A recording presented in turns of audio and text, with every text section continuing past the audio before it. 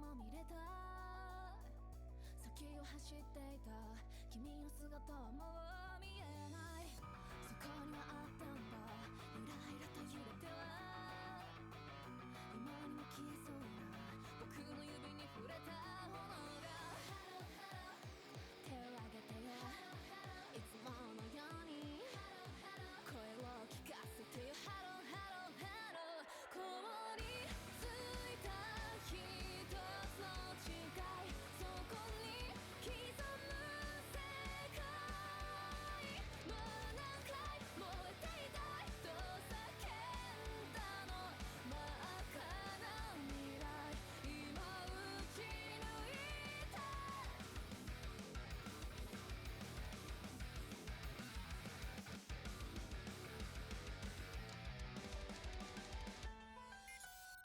永遠だったんだあの日の何もかも青に染まっていた Fence is using trick shot. 景色はもう見えないそこにはあったんだメラメラと揺れては優しく寄ってきて僕の方を舐めた炎がもういいかい時間がないよ僕は行かなくちゃハローハローハロー凍りついた時間の中一人果てを目指したもう何回生きていたいと願ったんだろう君の祈りは鎖は溶かした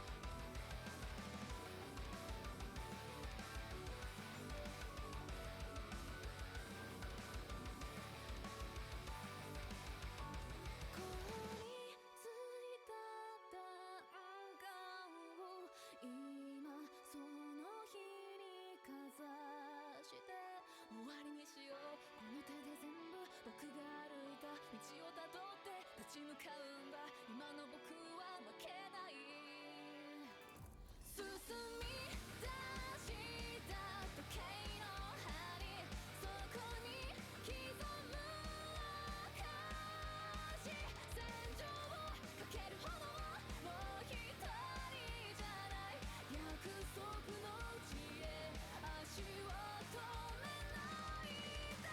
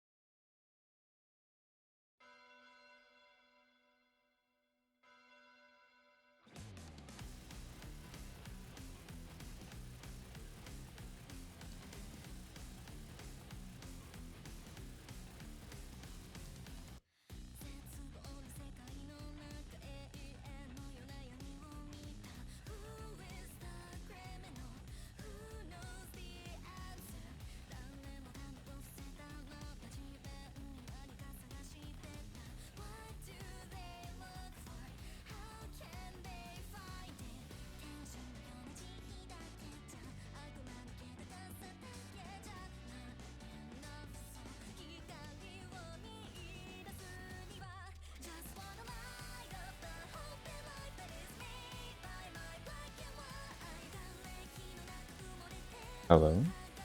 Oh my goodness. Why? Oh my goodness. Okay. You hear me now. You should be able to hear me now. What?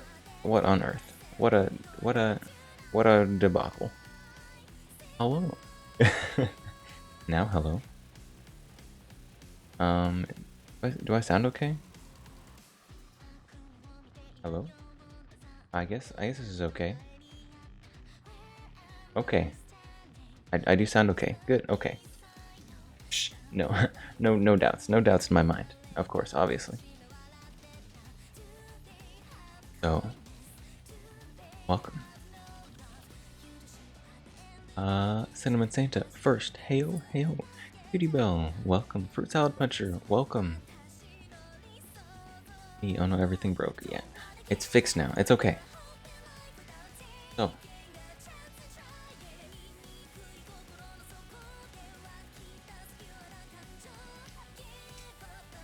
I acquired something new and very exciting. Which, if you have stream notifications on, or you can look at the title and see that same thing. And the only way to show you with a hand cam. So, that's what we're gonna do. It's hand cam day.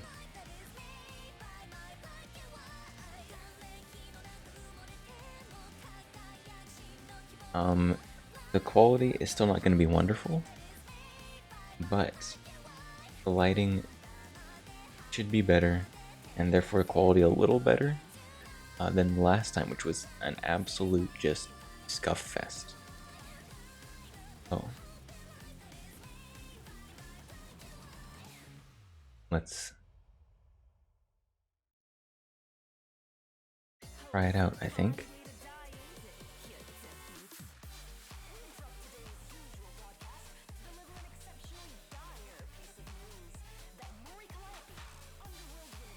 There we go. Look, hands cam. Yay! We're getting a Discord notification about. Oh.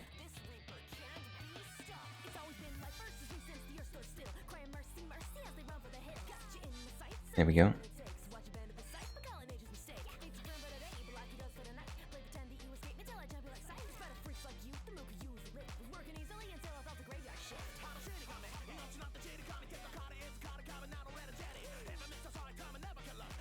Intense hunt match? Oh my.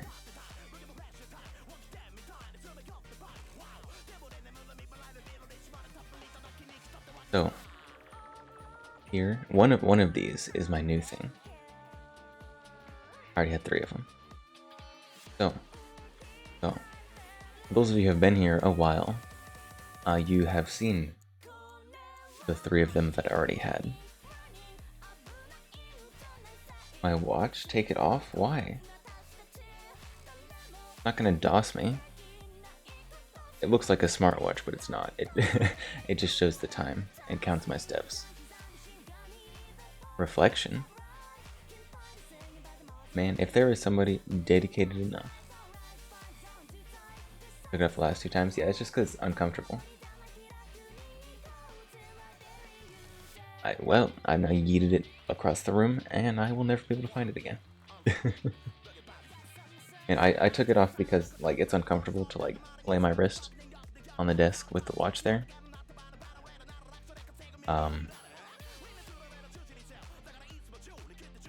Yeah.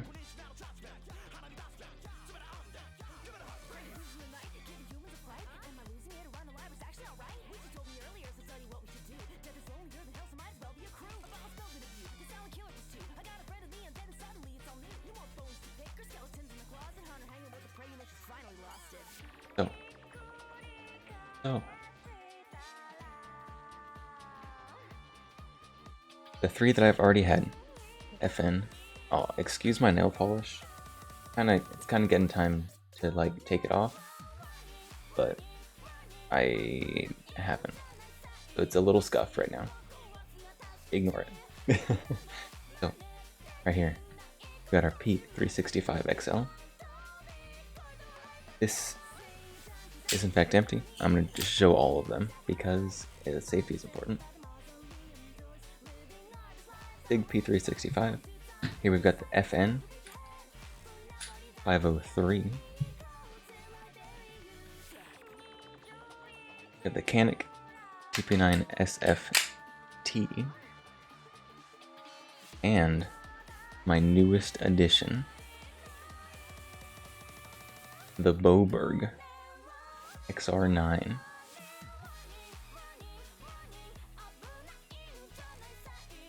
A wonderful little guy. Is clear. So, for those of you who don't know why this gun is so exciting, I'll tell you.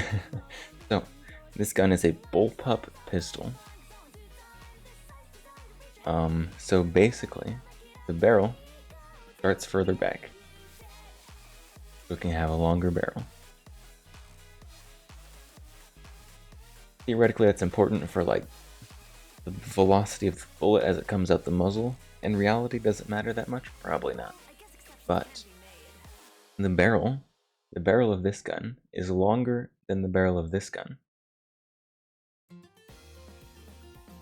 And this one is clearly much smaller, even though it has a longer barrel.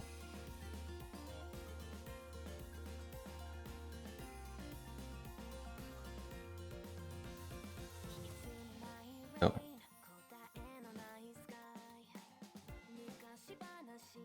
next. Now we're just going to go over why this gun is so wacky. It's still clear. I'm gonna just freaking show it all the time. What do I compare it against? I'm gonna compare it against the SIG. No, I'm not. I'm gonna compare it against the FN because it's also a single stack. Okay, so these two guns right here. Now, this one has a slightly larger capacity because it's got the extended magazine in it right now. Hair in my gun, get it off. Okay.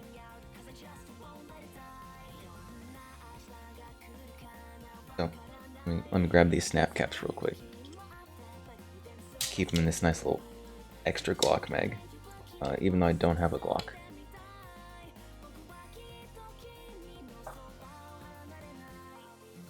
So, FN 503, you load the bullets, very standard.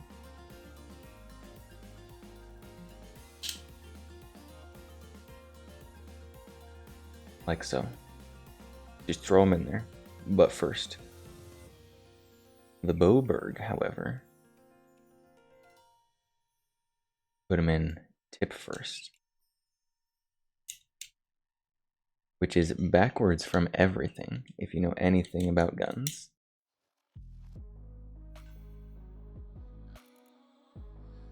It is very, very exciting.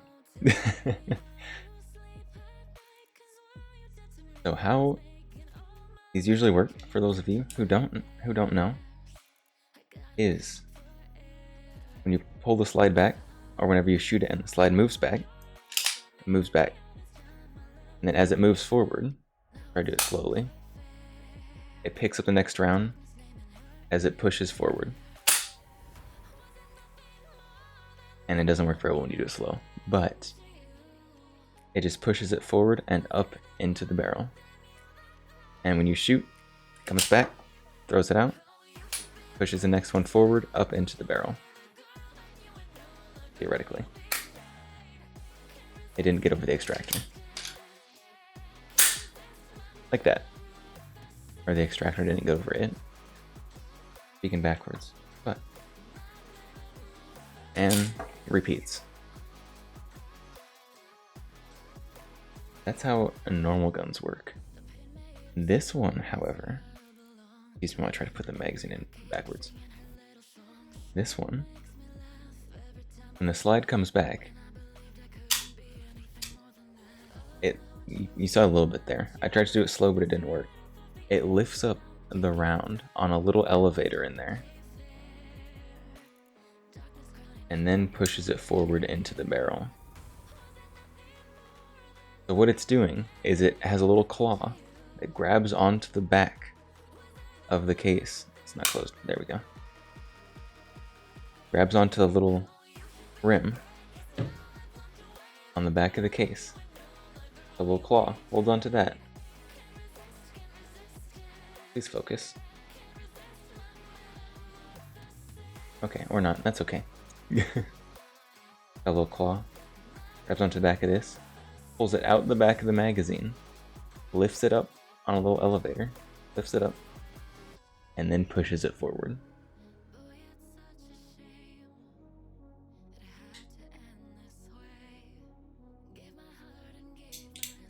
And these are just snap caps, not real bullets. That should be obvious since they're blue, but gotta say, just in case.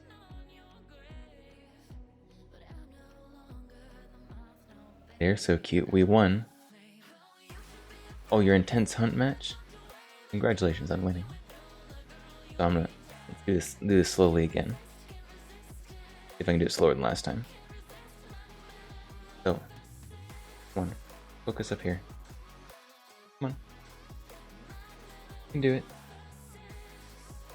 Well, there you go. All right, so. Oh man, this is a real weird angle to do this at. Just gonna pull that one out, throw it backwards, lift that one up, and then slide it forward into the barrel. So when it's coming back, you can see in there, there's a hook down there that's, you can't really see it very well on the camera. There's a little hook down there that's grabbed onto the next one and has pulled it out of the back of the magazine. And so when this comes the rest of the way, throws that one out, lifts that one up, and then pushes it forward. Which is the absolute wackiest thing ever. Out of there. And I love it. That was a little weird. And I lost one last snap. It ran off into my room somewhere.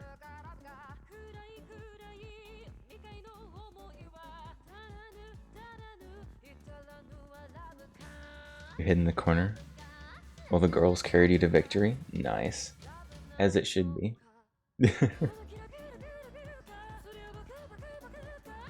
So that is how this works. This one here. I have not shot this yet. I just got it. I am going to shoot it, although not very much, because it's kind of a collector's piece. Boberg does not exist anymore. The company has gone out of business, and so if anything breaks on this, kinda just out of luck. I do want to shoot it because it's very interesting and I want to know what it feels like. It is empty. Showing again because I'm about to pull the trigger. The trigger on this is a tiny gun. Is so cute. Thanks. Trigger on this is a double action only. So when you pull the trigger, it both cocks the hammer, which you can see back here. It's a little flat hammer wiggling. The thing is wild 380. It is actually 9mm. This is a Boberg bullpup pistol. So the barrel starts way back here at the back of the magazine. So the barrel on this gun is longer than the barrel on this gun, despite the gun being shorter overall.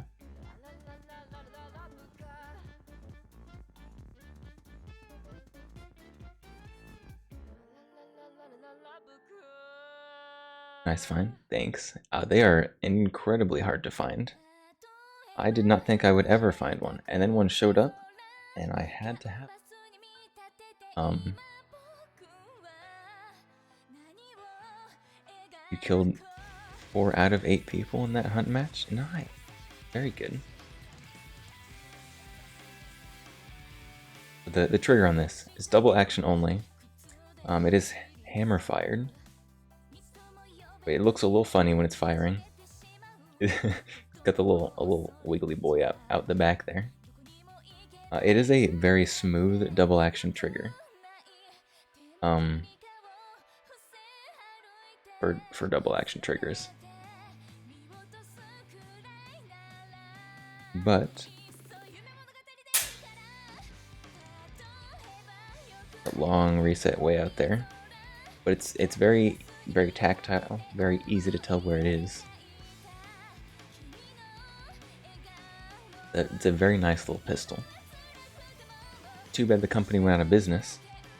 I mean, the design for this gun, after Boberg went out of business, they sold it to Bond Arms. You can still get a version of this gun. Bond Arms went and they made their own changes to it. They put their logo real big across the slide. They look super gaudy. They've got like fake wood grips and they look ewy. This, however, is the original bullpup pistol. This one is a very low serial number. Yes, we don't have firearm registry. This one is, I don't know if you can see it. This one is serial number 52. So this was only the 52nd one made, which is so cool. Nice nails, thanks. They're kind of chipping and coming off, so don't look too hard at them. But thank you.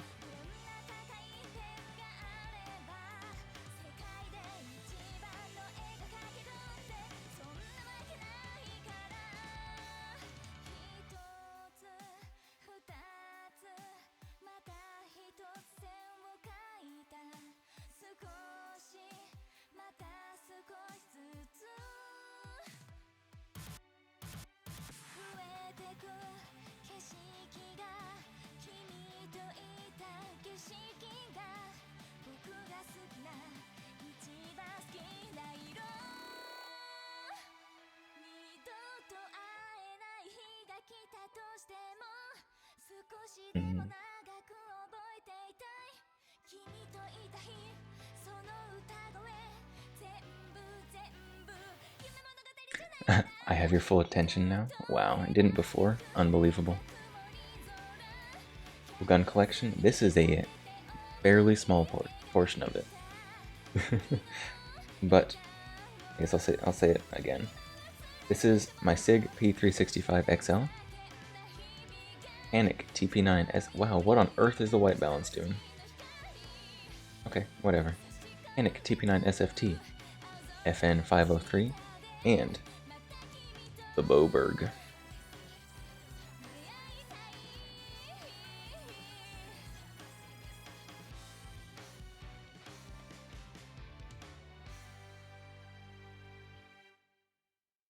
So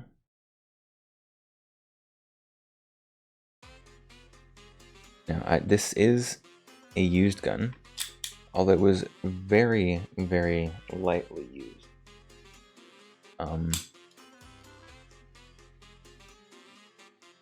So you want to eat the bullets? No, they're not candy.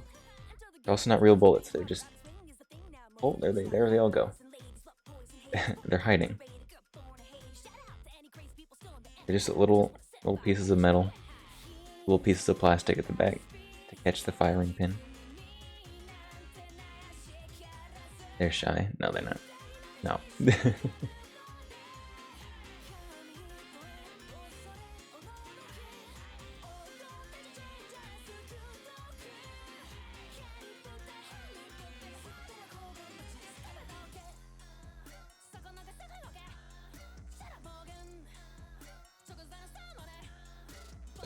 One of the common problems that this gun has, I haven't had the problem yet because I haven't gone out to shoot it. They look like they would taste like rock candy. They would not. They would probably taste like metal and dirty guns. One of the common problems this gun had was that little claw, when it, I know, the little claw, when it pulls the bullet out of the back of the magazine, by grabbing onto the little rims here,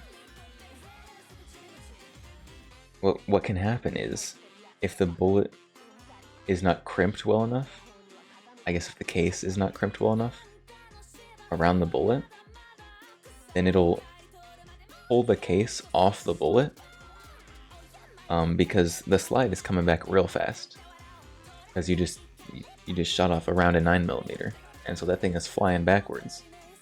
It'll pull this backwards really fast, and due to the conservation of momentum, or whatever Newton's laws are,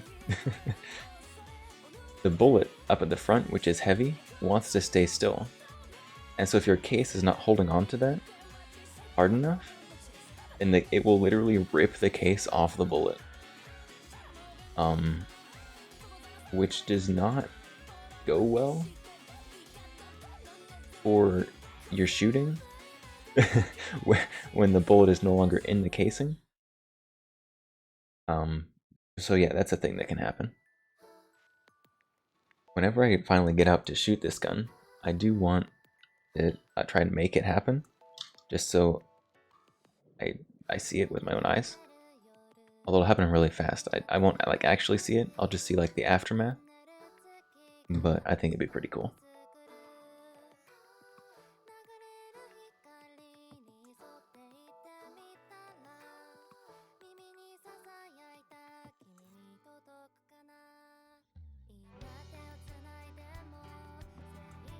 So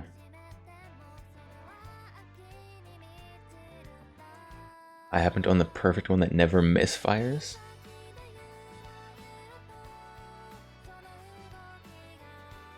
Well, if it doesn't actually get the round into the chamber, it can never misfire. Big brain.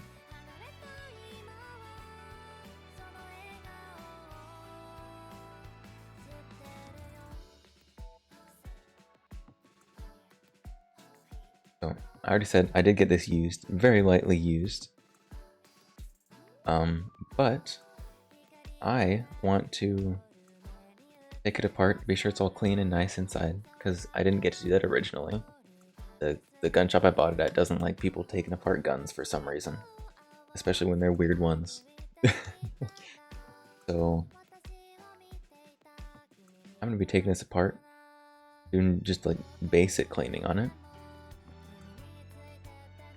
and yeah, seeing what the insides are all looking like. Let's move this one over there. Virgin gun, don't say it like that. Don't say it like that. I have watched a video where someone took this apart forever ago. I don't remember it very well. I'm just gonna try to take it apart with just guessing, basically. I wouldn't imagine it's that much different from other guns. You know, it's got this obvious giant locking lever here. Here we go.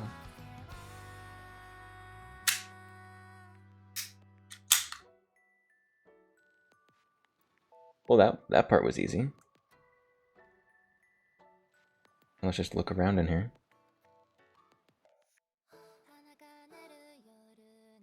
We've got our double action mechanism in there. See that trigger bar moving over there? Looks like we've also got the little lifty elevator thing on the back there. There is a lot of moving parts in this little back piece. 2 pins right there if I wanted to take them out, but if I did, I would probably never get them back in. We've got right here, going to be our, oh, come on, focus. Right here can be our ejector,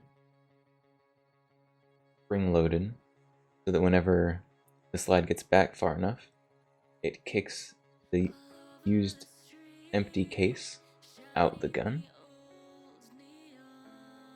as it pulls the new one up, a little elevator.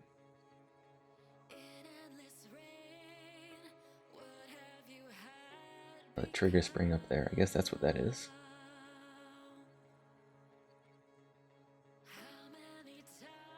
This is very clean in here. Oh, we've got something falling up the back here. What is that? Is that the recoil spring? I think, yeah, that's gonna be what that is.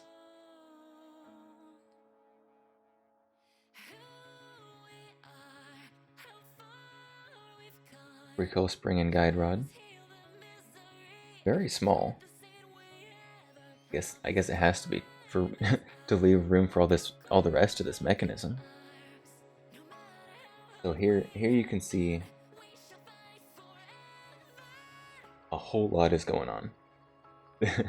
So right there, these two little claws are the claws. They're gonna grab onto the back of the bullet like that. So those are going to be what's pulling it out the back of the magazine and guiding it as it is lifted up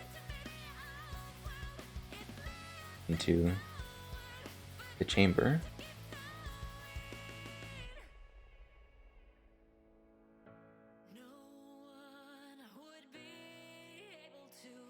Oh, did that come off? Just fall off?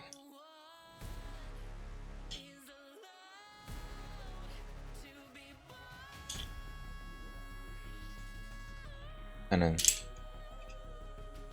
this is gonna be a locking block. I'm figuring this out as I take this apart. It's probably not how you're supposed to do this. That's how I'm doing it. Got the locking block here.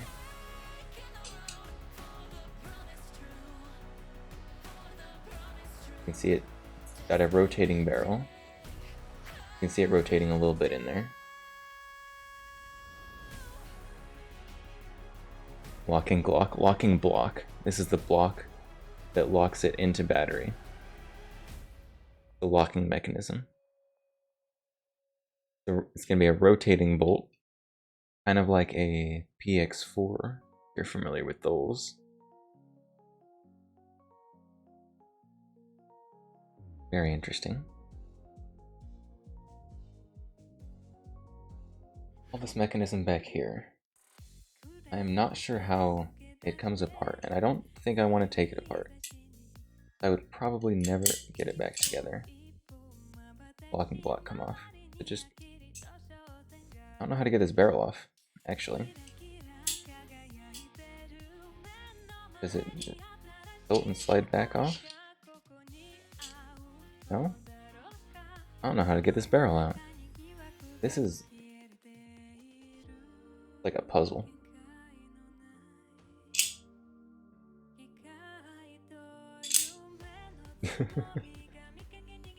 Rudy Tooty Shooty. You're familiar with nothing?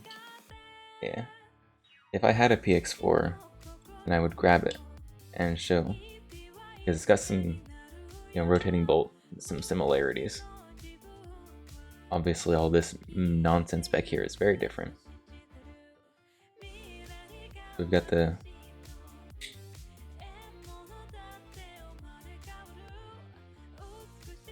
Oh, that went back even further. Push the little claws down. We've got the firing pin back here. The floating firing pin. Not floating? It's got spring tension on it. I don't remember my exact correct phrasing for that. I think it's floating under spring tension. So it's not going to be accidentally forward and causing any out of battery detonations.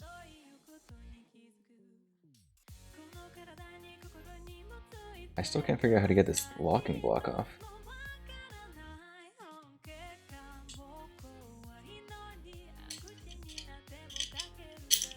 Oh, it fell off. So here is our locking block. Got a little cam track in there. This little... You come on out, come on.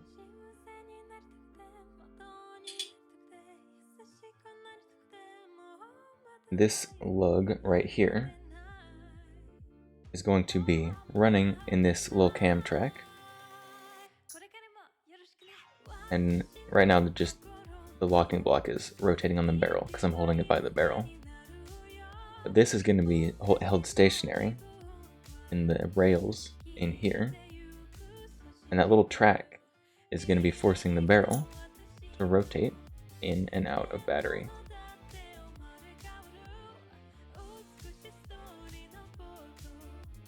That's how that works.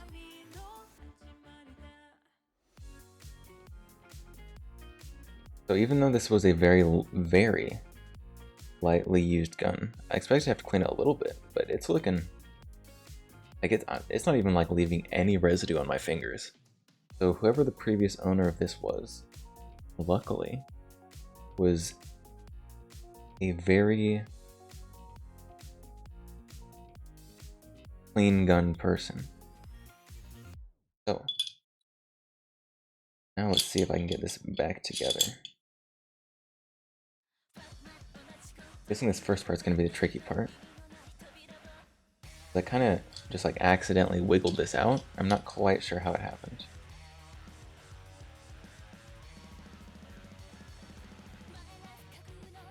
This is the correct orientation. Hold this sideways a little bit. It's like one of those like horrible like 3D puzzles.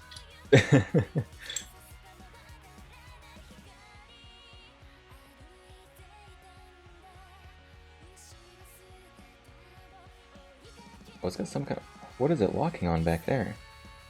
That's locking on something that's not the locking block. Oh. Really? Okay, hold on. This actually has... Okay. So this right here, it's got a little groove in the side of that fits around this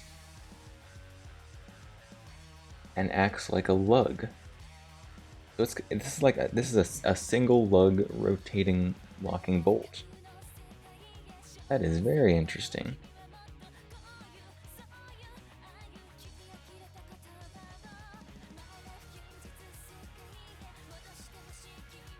That's very cool. I like that. My face tracking? What about it? It's probably because I'm looking down a lot. My camera's up high. I probably should like move it down there. Cause like, I'm not like looking up there a lot. And when it's down there I can still see my face. I should move it down, but some other time.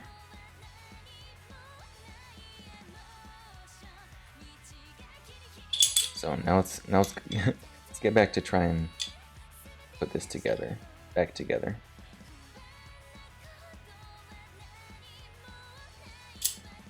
Oh, there we go. The barrel just has to be in the right spot forward. I just move that to there. And then somehow just lift that up from there. Yeah, so the barrel just has to be in the correct spot. You just drop that back on there. Lock it in place. And there you go. All back together. I hope that was on screen. I was looking at this and not, I think it was like right here. Wow. What do you mean wow? What? It was? Okay. What's the big long sarcastic wow for? We've got our little very small recoil spring there. And there we've got... You're pretending you like you know guns. Very nice. There we've got our very complicated inside of the gun.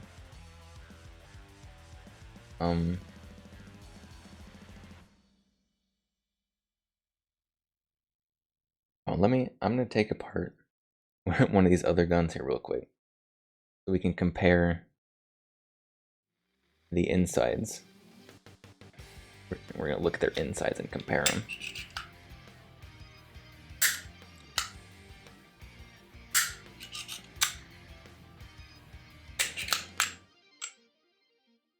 This one, lewd. You're lewd. Rotate it down. Pull it off the front. Very, very simple. So over here, got the P365. Let's give them the same orientation. The Boberg.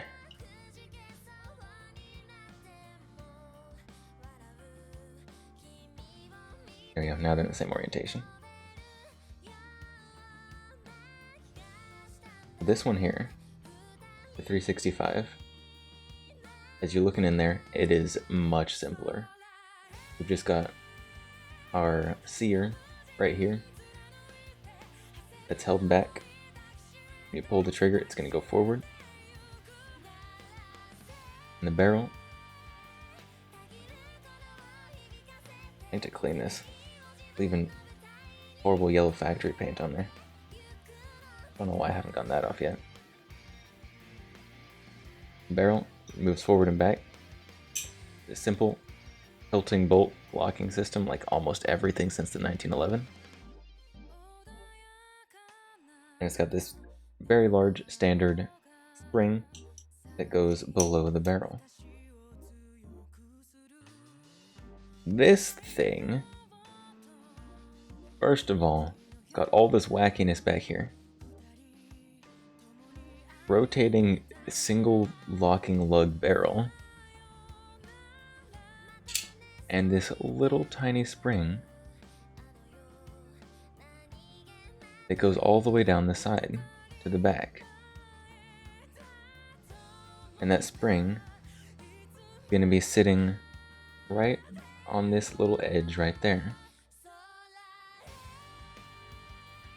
Which is very interesting. So, put this one back together.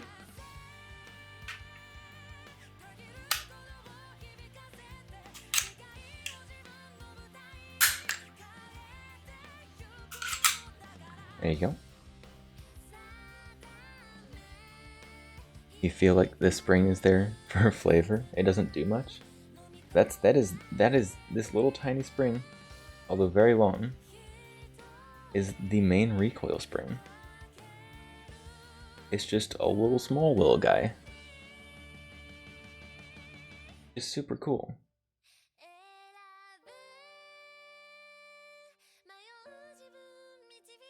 Now let's see if this one slides together near as easy as the SIG.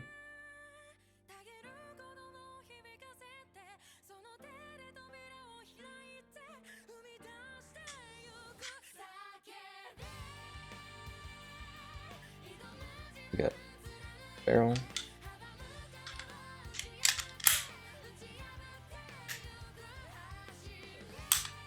Well, that went together surprisingly well.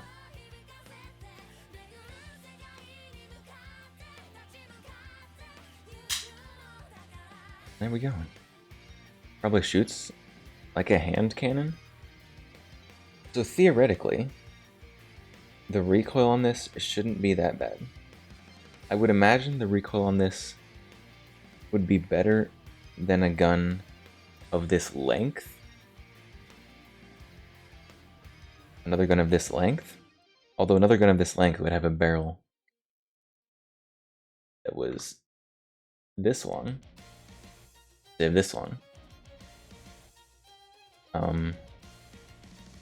Whether or not the recoil on this is better than something like this, which is comparable, then I don't know. It's something I'm gonna have to figure out on my own. But I now have the ability to do that.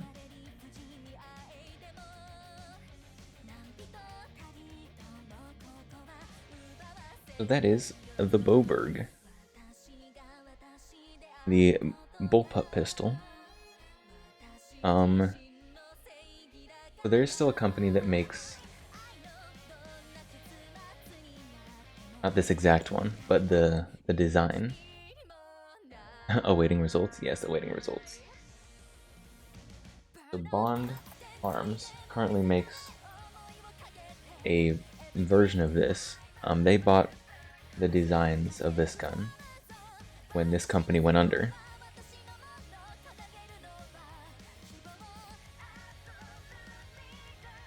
They did make their own little changes to it, but you can see oh no, don't look at that. You can see here the similarities. Boberger gun, no, just Boberg. So there are clear similarities in the guns.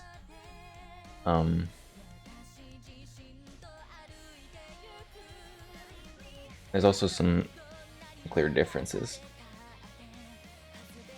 Mostly external, they're just aesthetic differences. They did add their own wooden grip panels, and they changed the pins to stainless. Obviously, they put their name, giant and obnoxious, right there. MSRP 1100, basically, for all intents and purposes, 1100.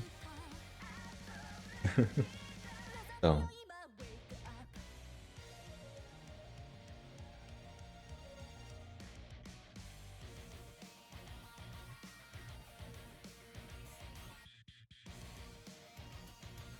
I guess they do have this little diagram of how it works. It still has the same basic mechanism. This one, it looks like it's got 2 springs instead of the one that I found in this. It looks like it's got a spring up on the top and a spring on the bottom. Expensive gun? It is. The Boberg was also expensive. But the Boberg is a bit of a collector's piece. Since the company went under, it's a very unique gun. Not a whole lot of them were made, so.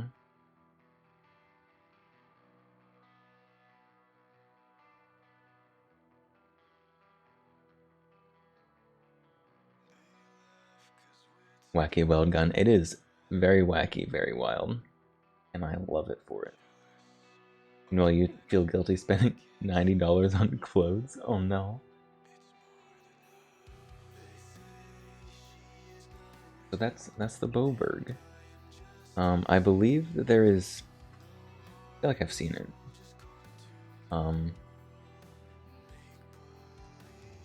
Not Bob Burger. Boberg.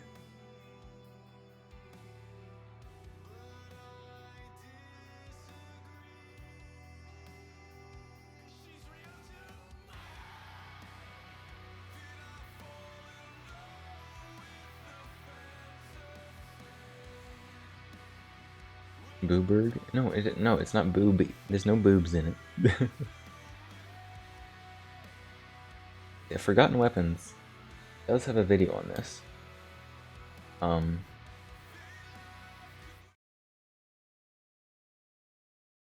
Hi guys, thanks for tuning in to another video on ForgottenWeapons.com. I'm Ian McCullough. We're gonna watch I'm it here today at the Rock Island Auction Company. I've already watched this a long time A couple ago. of the guns that they are going to be selling in their upcoming auction, specifically Boberg pistols. These things are an absolute dream for a total gun nerd. They have so much weird mechanical stuff. This was my dream. In them, compared to pretty much that's me in 15 years. How do you know that's not me now?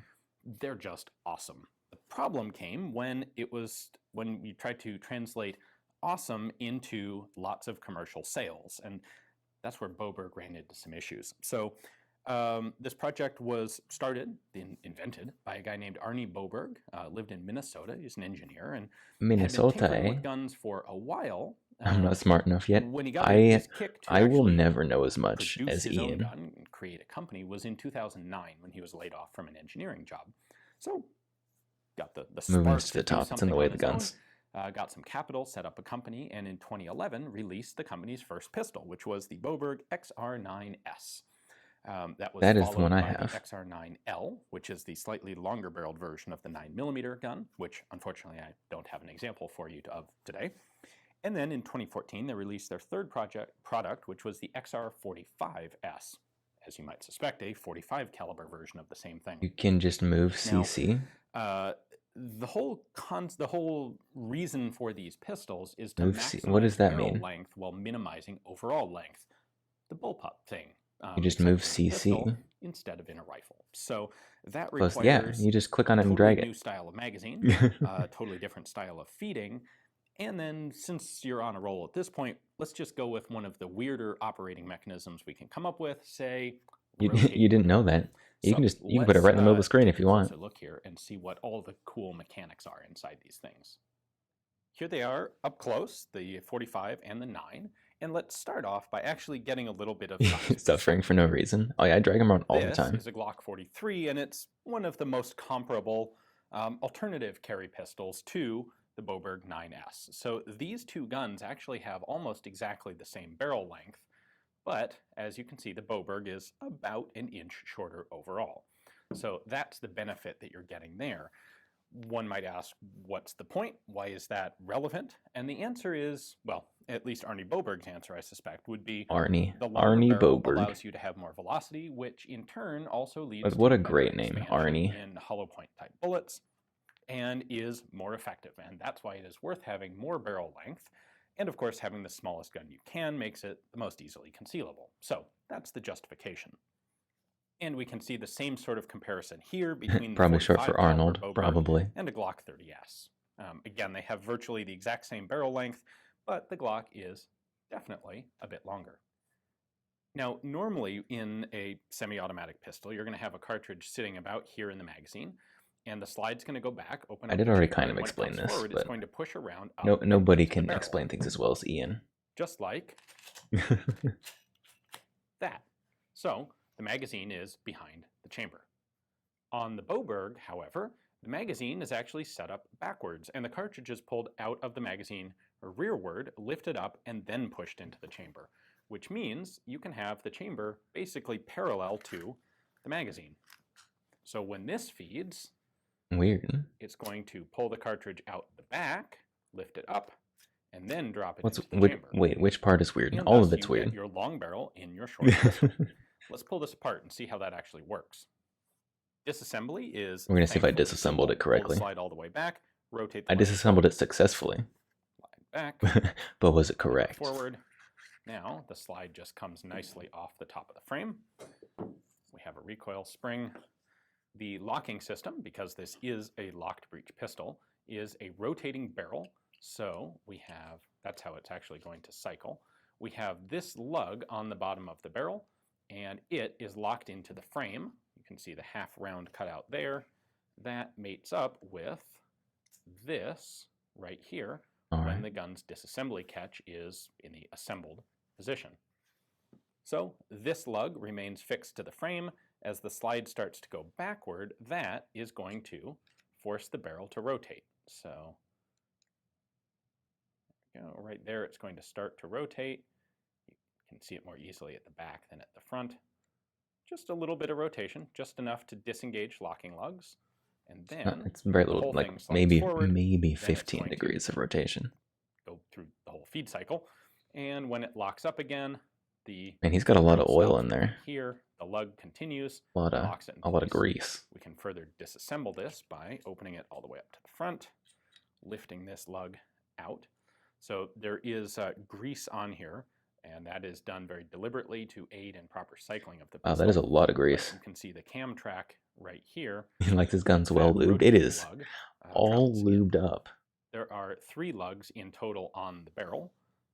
This one is just for rotation. These 2 are your actual locking lugs, and they are 2 going to locking lock lugs into the slide right back here. I was wrong. I said it was 1. There. Counting that high is really hard. There. Now the feed system is pretty cool here. You can obviously see these two tongs that rotate up and down. Those are spring-loaded at the back, and Ian is when the handsome. slide Ian goes is so forward, handsome. these snap around the rim of a cartridge like so. And then when the slide opens, that's going to pull the Gun cartridge Jesus backwards out himself. of the magazine. It then pivots up slightly, just to right there, and that is going to bring the cartridge up basically into the bottom of the breech face. Once it's here, it then needs to get pushed all the way up into the extractor, like so. That is done by an extra lifting mechanism right Gun here Jesus? in Oh the yeah, back this is of Gun the Jesus frame. right here. So we'll cock the hammer because the slide at this point would be backwards, so it holds the hammer cocked. And then the rest of the slide is actually going to push on this little lug right here, which is going to pivot that lifter Oh, up. And that is what got a kicks little the next like cartridge up into the extractor toggle and seats pivot. it, so that when the This man is slide Gun goes Jesus. forward, True. it will I know, seat right? nicely on the barrel, and then you're ready to fire again. In order to do this, of course, the magazine is funky and weird. There is no follower. There's just the magazine spring, which is actually, it's unconventional, but it works just I fine. wonder what the You capacity of have this gun nice is. I don't actually stout know yet. V-lips because all they have to do is hold the Christianity cartridge is at more this height, complex and than it you gets thought. pulled straight out the back. Very complex. So in Got theory, this is multiple actually Jesuses an and easier type everything. of magazine, a more Gun reliable Jesus, type of Jesus, magazine Jesus. to manufacture, which is cool. In this way, this harkens back to only one other historical pistol, really, and that is the Mars pistol, which, by the way, I Mars have pistol. some video on if you're curious about how to do this, but make it Victorian, well, Edwardian, really, steampunk, and massively magnum in caliber. I need one. Capacity of these, by the way, is 7+1 for the 9mm 7+1. version, and 5+1 for the 45 And that is a caliber small version. magazine for a single stack The 7. recoil spring that Boberg uses is remarkably small. What's kind of interesting about this design is I guess it's that probably because it Boberg doesn't have a has follower. a number of other elements set up to basically The lead follower is going energy to take out up of the space system, in there. rather than just relying on a recoil spring to try to slow down the slide. In particular, this lifter mechanism sucks a lot of energy out of the recoil stroke. Despite maybe what you see online, these aren't recoilless pistols. They don't shoot like 22s. They in fact shoot like compact 9mm. But this is something that does make them less painful than a lot of similar guns. So That makes a lot you've of got sense. that. You've also got the locking It's system, using which all the does, in recoil fact, energy draw some to energy drive all when the it cycles. mechanisms in there. As for There's the not as much particulars going of into your shooting, hand. this is double action only, so there is no manual safety on it. It really isn't necessary. It does not lock open when the magazine is empty because, of course, the mechanisms that do that are generally run by a thing on the magazine follower, and there is no magazine follower here. The sights are a rather typical standard 3-dot sort of arrangement. Magazine release is entirely normal, just a button right there. I've got 2 snap caps loaded in there. And once again, to show you the loading process, when the slide is forward, the little grippy arms have grabbed a cartridge by the rim, and it will pull it out. Sorry, it's hard to do it slowly. It'll pull it out there. And you can It's see, very in hard fact, to do at it this slowly. point, I have kind of jammed the thing up. Oh no, he made a because malfunction. the tip of the bullet is a little too low and it's hitting the base of the barrel. What that means is I didn't pull it far enough back for that lifter to fully engage. You can see right here that the cartridge hasn't come up into the breech face. So I bet malfunctions on this are a right there, massive you can see pain. that cartridge has been pushed up into the breech. Now it is directly in line with the barrel, and it will feed. One might 'Cause wonder if why something hasn't gets this stuck sort in of there, thing there's been done no, more often. There are a few. you can't pop the answers in magazine that out This is and more give it weight complicated, down, it has more so parts it has to come out the than a top. traditional style of pistol. There's also an interesting and probably unexpected problem that arises with this, and that has to do with ammunition crimping. So when you're making the ammunition, of course, you have to decide how tightly to crimp the bullet into the case, and this varies by manufacturer and by purpose. When you feed a cartridge forward, like so, it doesn't really matter all that much. You're mainly worried about making sure that the bullet doesn't bounce loose under recoil while it's sitting in the magazine. However, when you're pulling the cartridge out backwards like this, you're attempting to pull the case off of the bullet because the bullet has a Rip lot the more case mass right than off the bullet. and that mass tends to want to stay at rest when the slide goes to yank it backwards. And this does have the effect on ammo that isn't well crimped of leaving the bullet sitting in the magazine while pulling the cartridge case off the back. It then attempts to feed the empty case like a cartridge, which usually means that it jams, and the powder kind of goes poof and flies out everywhere. This is not actually a dangerous situation. It's not like that powder is going to ignite, but it is a rather inconvenient malfunction to clear.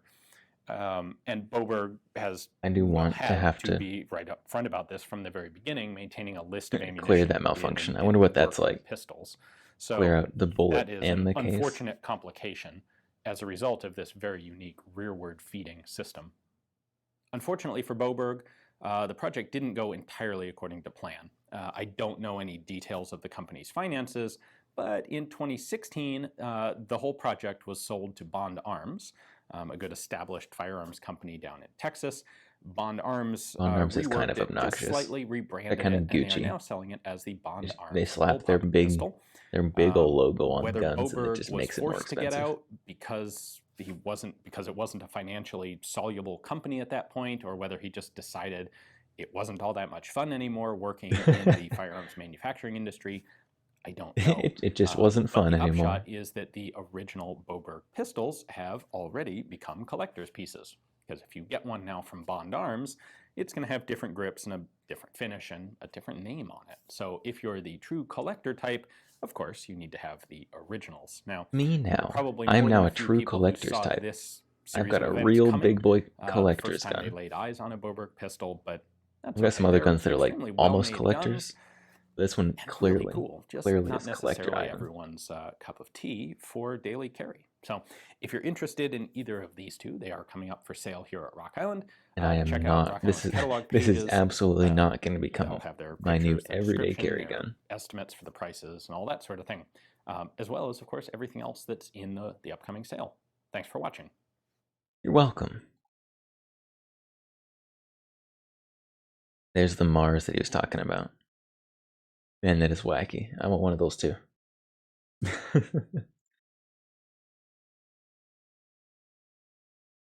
Alright. So now we've listened to Gun Jesus talk about it. Gun Jesus knows all. And explain things much better than I did. I'm a silly little man. Compared to Gun Jesus, obviously, nobody can compare. It's just not fair. I do that had a capacity of 7. Here we go, 7.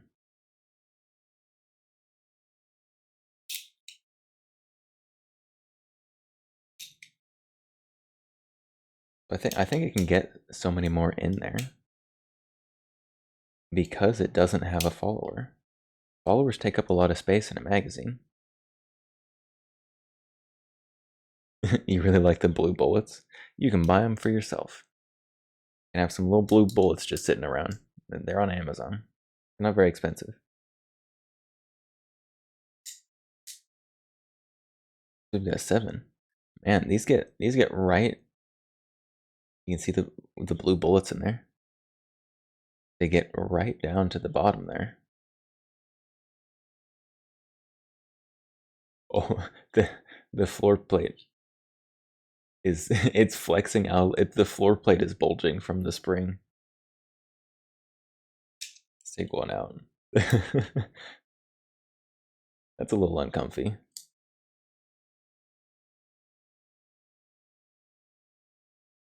Gonna run all these through here. Did the camera get blurry again, or has it always been like this? No, it's still just focusing up here for some reason. I tried to fit too much in. Yep. Let's see if I can do it slow. I'm gonna do it slower than Gun Jesus. Hold on. All right. Gonna pull this one out. Oh my goodness. That is real hard to do slow.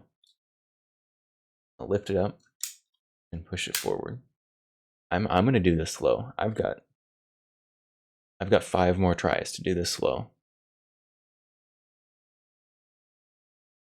Right? It's right here. You gotta pulls it out.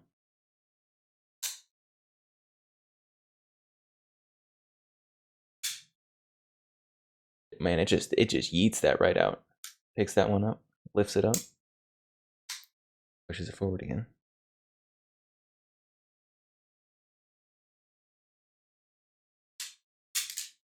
Oh, it went straight up, fell back in.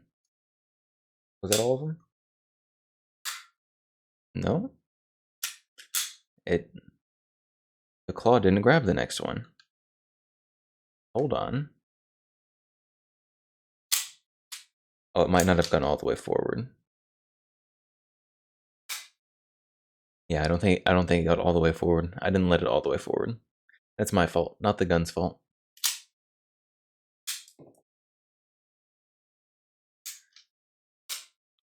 And you can feel like as I'm pulling through this, I can feel like all the different things like taking effect. Like right there. Oh. But I hit a wall right here. And I think this little wall is going to be as it starts hitting on that elevator mechanism. And then hits the extractor, finishes pulling up. As it goes forward, it stops right there. Oh no, it didn't stop, because that was the last one. But what it had been doing is it was stopping. I think it was like just like right before like fully in battery. I think that was because the little claws that grab onto the edges of the bullet weren't quite getting on. They were just hitting the back of it and just causing it to not go forward all the way. Why would you run from me?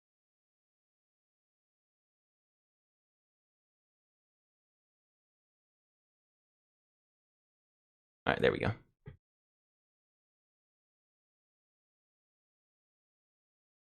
So if that holds 7,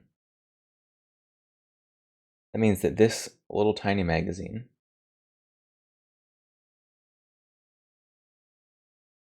only holds 1 less than this much longer magazine from the 503. That's only because this is the extended magazine. If this wasn't the extended magazine, then this one would hold more. This one would end right here. I'll be honest, I don't remember how much the not extended one holds, but it'd either be the same amount or more in a smaller package.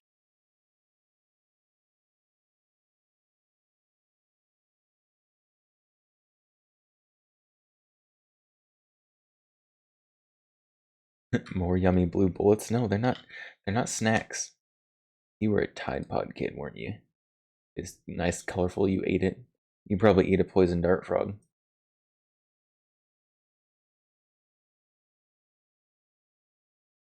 If things are bright in color, you don't eat them.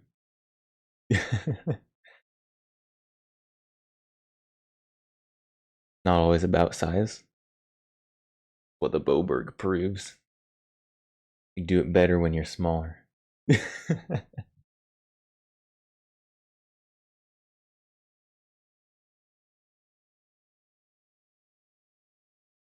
Slurp it like a gummy candy. No, don't slurp poisonous frogs. No, don't do that. That is bad idea.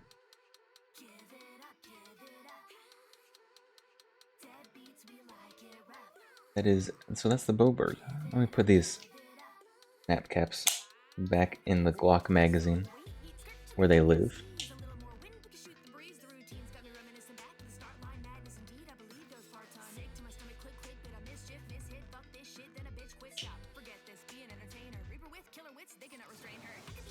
Oh, come on. There you go. See, I saw this gun on... When did I see it? I saw it on either... I saw it on Thursday, and I knew that I had to have it.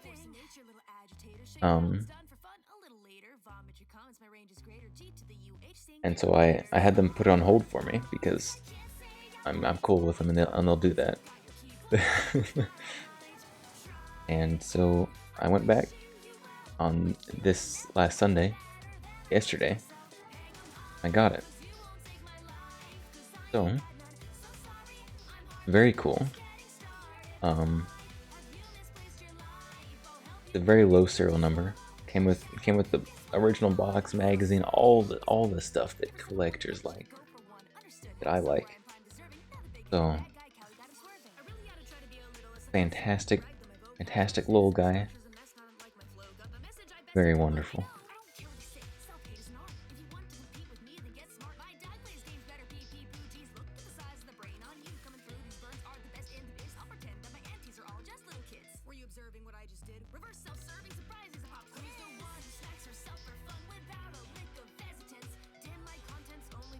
So there it is.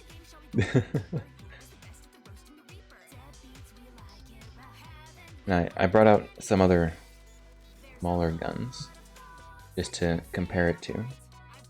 How does the barrel length on these two compare?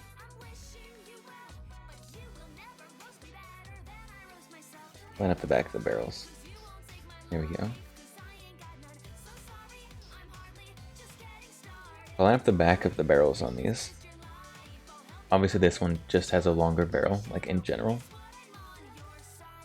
But you can see if you line up from the back of the barrel to the back of the gun, it's cutting off a solid, like, well, how much is that? Like 3/4 of an inch off the length of the gun. So like for concealed carry, if like the length of the gun is something that makes it harder to conceal for you, like cuts it down quite a bit. You just got to be sure that you get the right ammo, so it's reliable. Very nice. Length of the length of the gun is not really a problem for me. Length of the grip can be, but like as I've carried for longer, not as much. I've learned better how to do it. I'm more comfortable with it. So this gun is the gun that I usually carry. It is very small, especially in my hands. You can see that my fingers are literally like coming back, touching my palm. But man, white balance on this is terrible. Long fingers. I've got those freaking Slenderman fingers. But this is what I usually carry. But if you're looking for nice something smaller, Boberg. It feels a little weird. My finger sticks out past the end of the gun, but I guess if my finger's out there, it's not pulling the trigger, so it's not in any danger. It just feels really weird.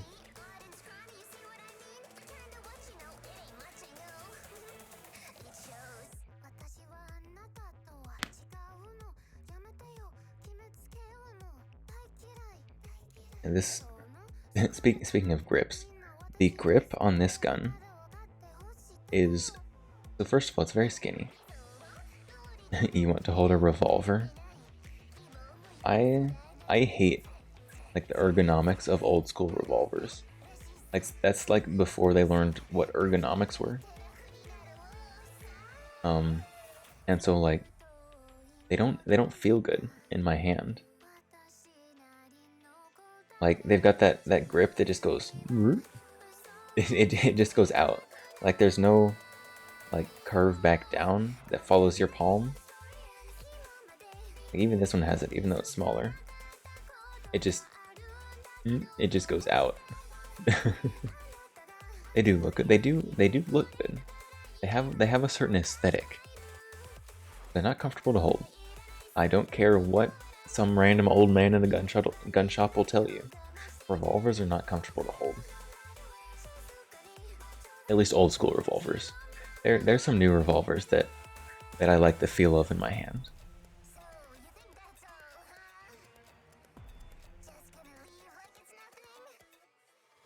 You like the rotating chambers? You want them to spin? There is a new...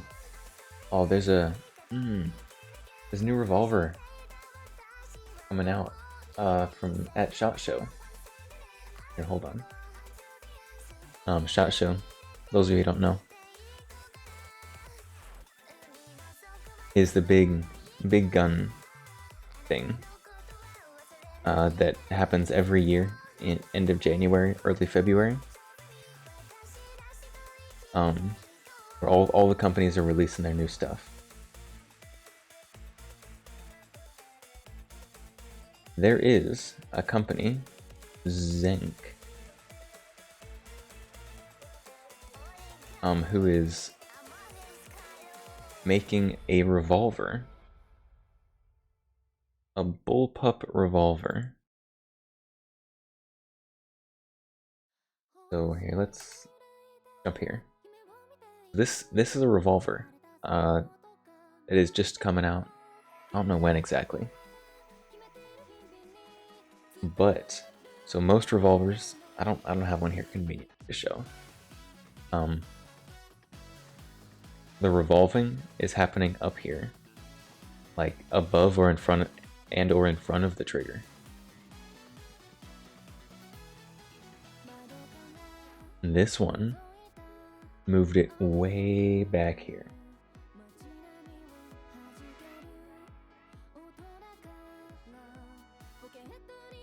And surrounded it in metal, obviously, because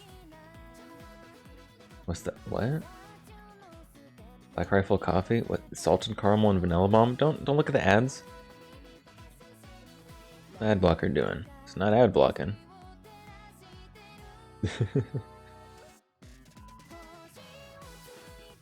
Yeah, this. Oh, but look at how this thing opens up to reload it. So normally a revolver, the cylinder either leans out the side, or you've got a little gate that opens on the right side, and you just put the things in one by one. This one, it opens like a stapler.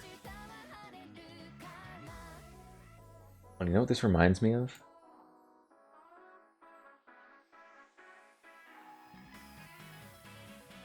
It reminds me of this gun, the Keltec P50.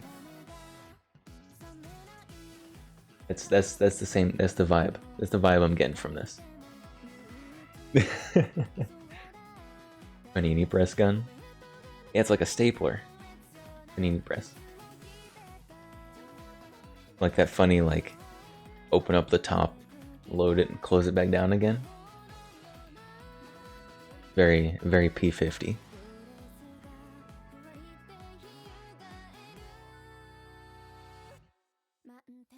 Dumb. I mean, it's a pretty cool mechanism. It's very interesting mechanically. I really want one of these. Actually. See.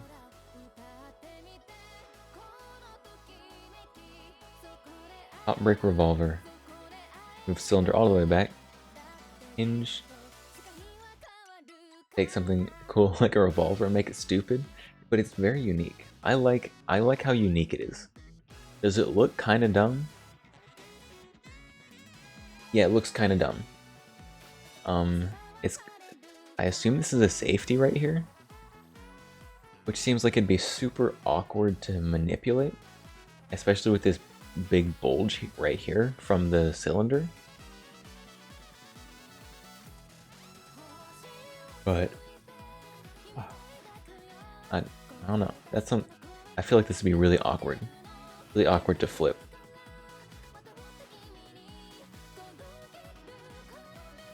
It's got a bulge. It's got a big bulge right there. A big bulge at the base. I think there's a name for that. Got a barb. Anyway. Oh look. So look, it's actually comparing it to another bullpup. The Bond Arms one. Does it say what MSRP is gonna be?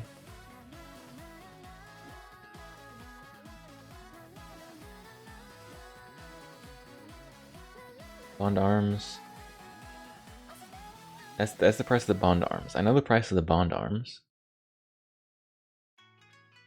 It doesn't say what the price of this revolver is going to be. I am very interested. I would love to have one of these. Not because I think it's practical or because I think it'll be any good at all. I actually want one of these because I think it's not going to last very long on the market. I think there's not going to be very many of these out there for very long. And that's why I want it.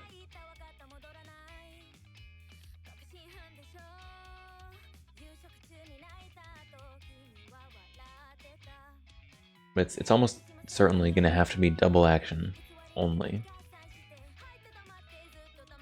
Because there's no hammer to pull back. At least that I can obviously see. I guess there's some kind of lever here. I don't know what that is. Oh, that's probably the stapler opener lever.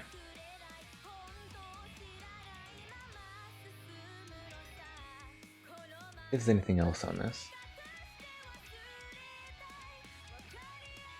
I got my camera to focus up close. Now it's not refocusing back.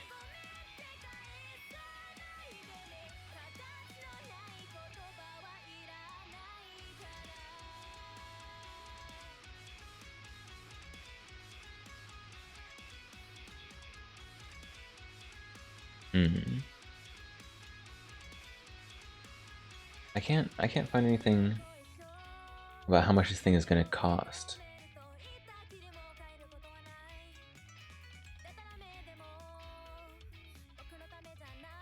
Which I'm very curious to know.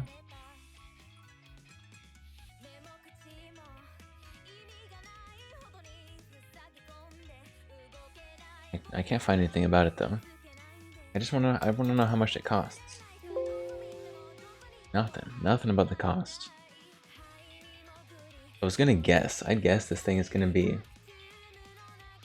It's gonna be expensive, first of all. And why is the focus on this so bad?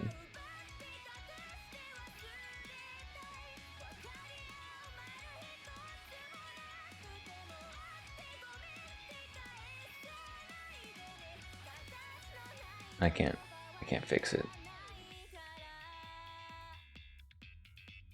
Am I showing you anything else though? I want my camera to work. It works up close. Just lift up everything close. Look how much more clear that is.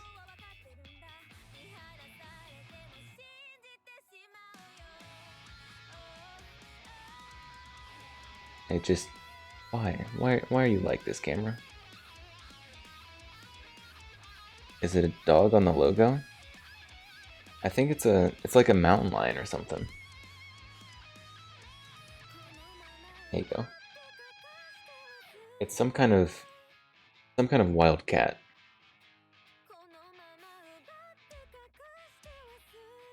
For bullpup, makes no sense. I mean, Boberg is just the manufacturer. It's probably a Boberg bobcat. That's probably what it is. Oh my goodness, veins! Look at those. Okay, Sorry, I'm just admiring myself. Alright. One more one. This. So this is a, well, it's a mostly stripped lower. I put in the bolt release because its roll pin is not quite in all the way. Roll pins are terrible, I hate them. But this is for a Sunday stream. We're going to be building this. We're going to be building an AR pistol. Hello ATF, by the way.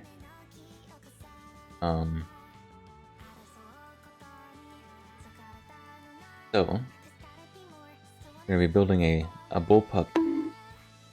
What? Bonking? What are you bonking for? I said we're going to be building a bullpup. I've got bullpups on the mind. We're going to be building an AR pistol from this stripped lower. Mostly stripped. I did put in the bolt release. I'm not trying to be hammering in a roll pin on stream. But so this is our lower that we're going to be building an AR pistol on, assembling an AR pistol. This is I did do a background check for this. This is the actual, classified by the ATF as the actual firearm. So this is the lower, the frame. So this is what you do the background check on. And so I've gone through all the necessary steps, and I'm going to be building an AR pistol. Which is a little weird to do right after the ATF is being all dramatic about AR pistols, but we're just gonna steam right on ahead with it, because I'm not doing anything illegal.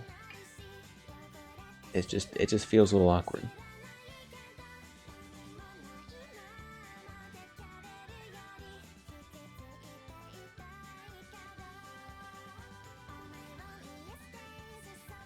I'm show unloaded because I'm about to pull the trigger again. So I don't know why this little thing, the little flat hammer wiggling on the bag, it makes me happy. I don't know why. It looks really funny to me for some reason.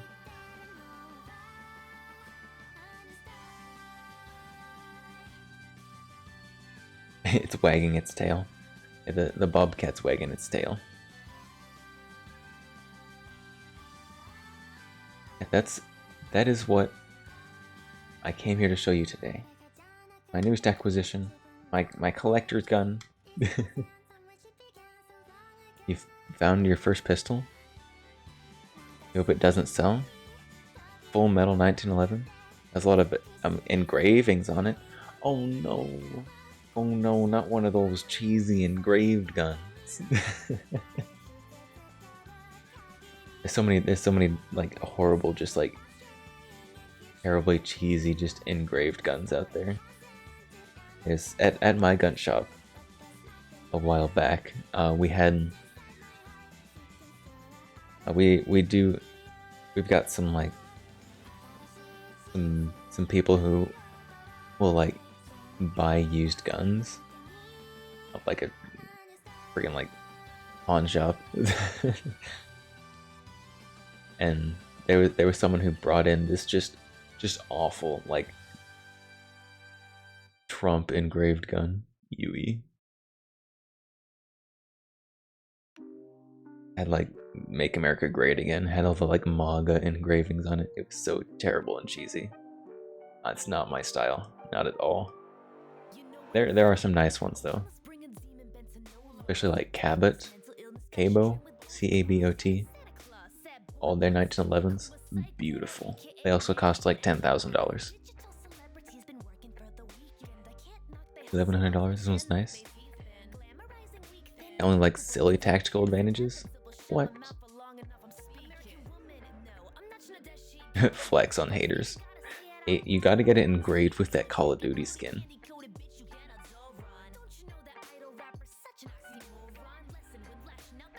Also black.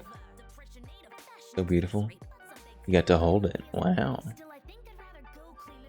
You're getting it engraved. It's gonna be a naked lady. Oh my goodness, unbelievable. Why?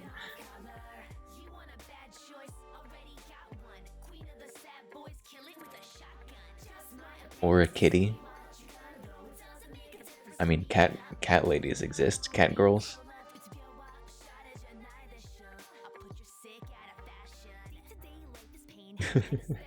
Why go either or when you can go both? I do have a 1911 myself.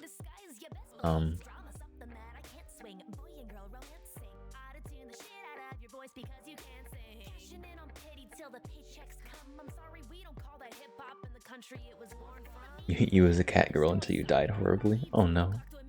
Unbelievable. It's cutie. Is it really unbelievable? Not really. But I do have my own 1911. Here, hold on.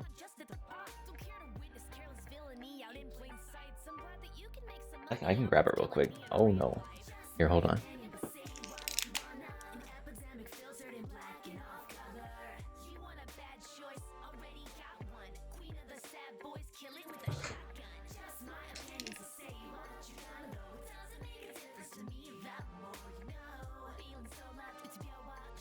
Here is my 1911. I got a very good deal on this one. I got a deal. Gotta brag about it. It's empty. Is it in God's caliber? Yes, 9mm. I'm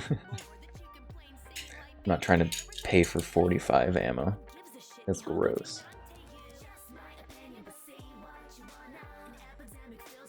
So it's a 9mm 1911. It's got these like the fancy grips on it. I mean, like, they look alright.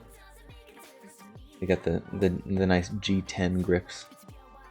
But I think I'm going to put some cringe anime grips on it, because I think it'd be hilarious, and it would make all the old people look at me funny.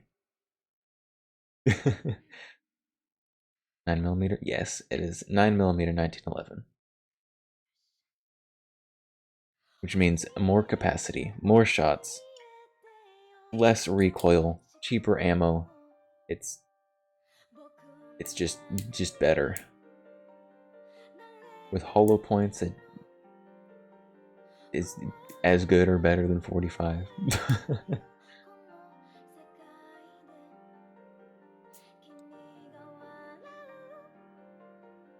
Better, worse. I like 9mm way more.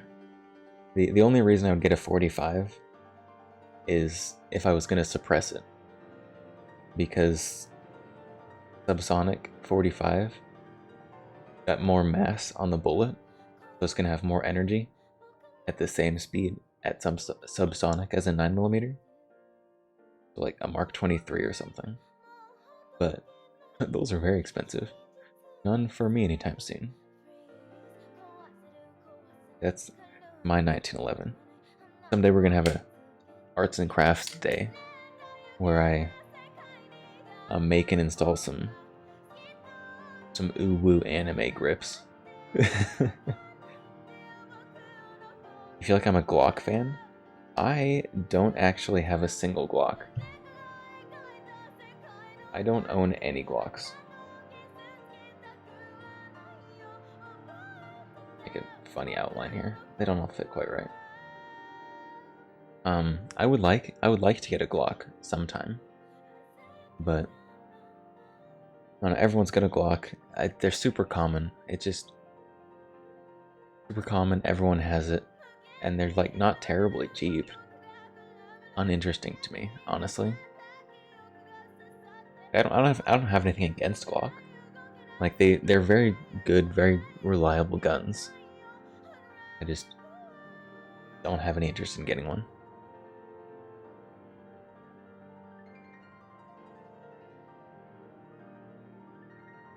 9mm lovers like Glocks. All the guns on the table right now, 9mm.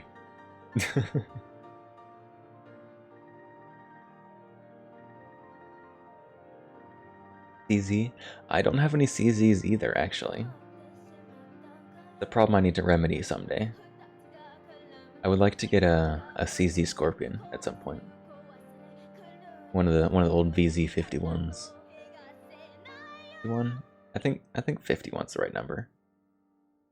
I think so. I want to build one like from a parts kit. I think that'd be really cool.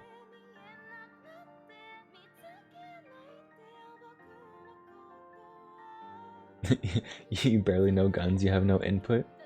Nah. You can have as much input as you want. You have an Evo 3 and a few 75s. A few 75s. You got the tricked out competition ones. Or like a 75 like P10 P07. Was the CZ like 75 like Parrot or something? Is like the real expensive nice one.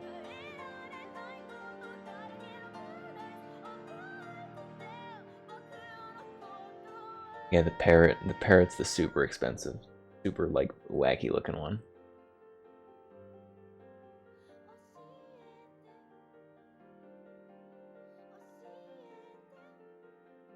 That one right there. I'm kind of in the way. But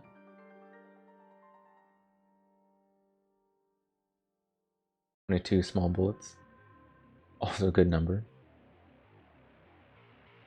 75 compact and a regular one. Nice. Let's get one of these. They're so wacky looking and I love it. Absolutely like a race like competition gun. But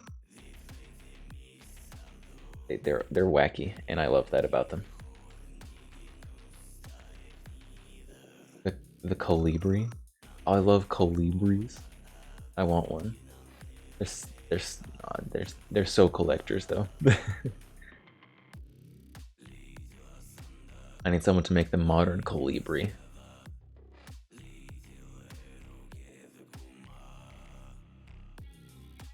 Song is good. Song is good. All Father. I guess it's up on the top there. You can read it yourself, but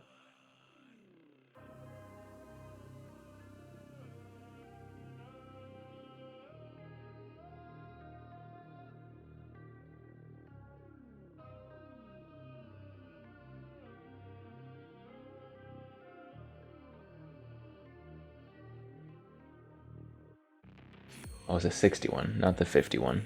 I was close. Yeah, I want to get a what is the 51? Pretty sure the 51 exists. No, it's the 61. I'm just dumb. Yeah, this is the CZ I want.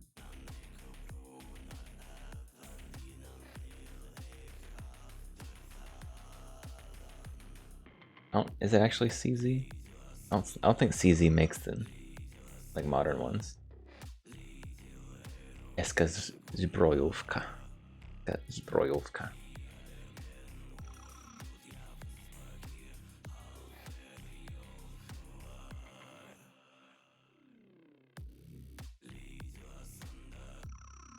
Your old man eyes aren't what they used to be. Okay, just because my camera's not focusing right today. Or like ever. It's not your eyes. Although wait, hold on. That's not the camera. That's that's an overlay. Not as blurry as the camera.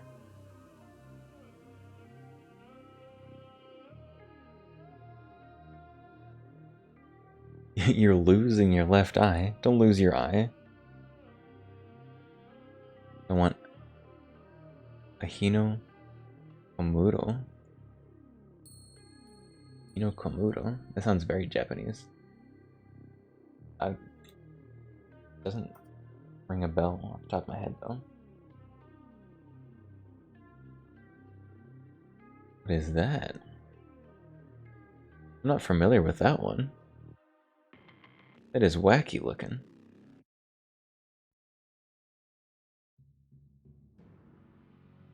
No trigger guard. It's got some kind of grip safety, it looks like, but it's on the front of the grip. Only 1200 built ever, and in Japan? Well, I'm not ever gonna get one.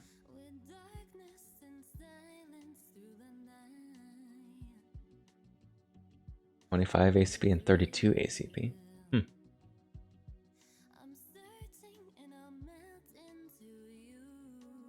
I would like to get a Nambu at some point, but those were the more common of the Japanese pistols. They got the baby Nambu, the Nambu and the Papa Nambu.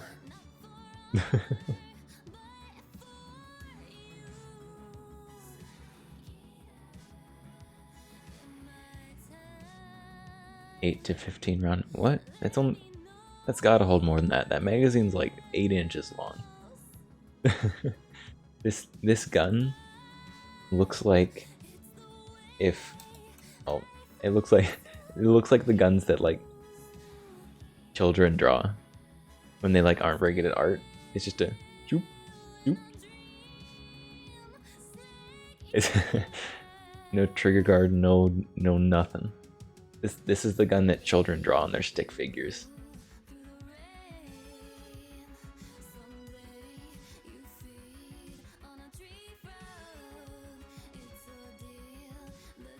That is wacky.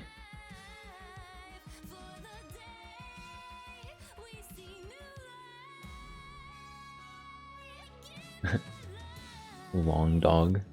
I don't think that's quite right. Then my friend warned you not to get a Nambu. They're more likely to injure yourself than what it's pointed at.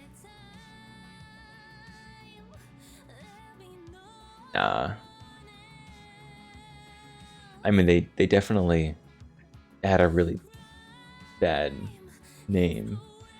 They were very unreliable, exploded sometimes, you know. But I mean, I guess it was also the Japanese army in like world wars. So like they didn't really care about the status of their soldiers as long as they went out fighting. Yeah, their Nambus are pretty bad. I still want one. I also want like a Type 97 or 99 Arisaka rifle.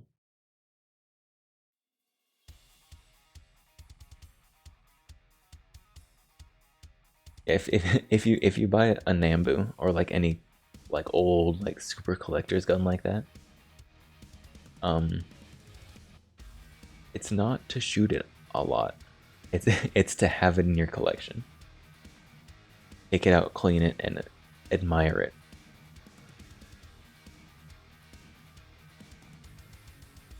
And not shoot it, because it might explode and ruin your collector's piece. Which is really bad for the value of your collector's piece. I'm obviously.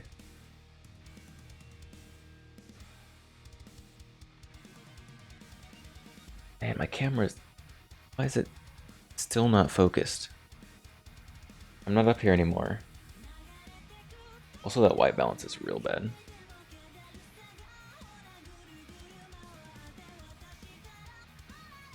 What about my hand? If I was a Japanese soldier in the World War, man, I don't need my hand. Take out those Westerners with my teeth.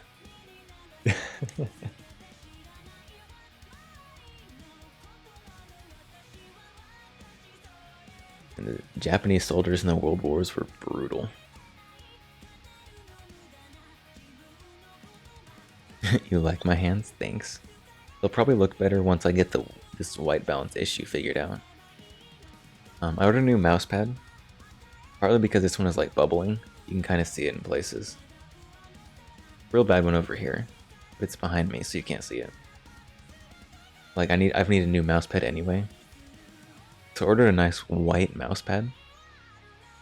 So that hopefully that helps with the white balance. But not entirely sure on that. My white mouse pad will be here before we get to the Sunday. to the AR pistol building stream. Be there at what time did I say it was?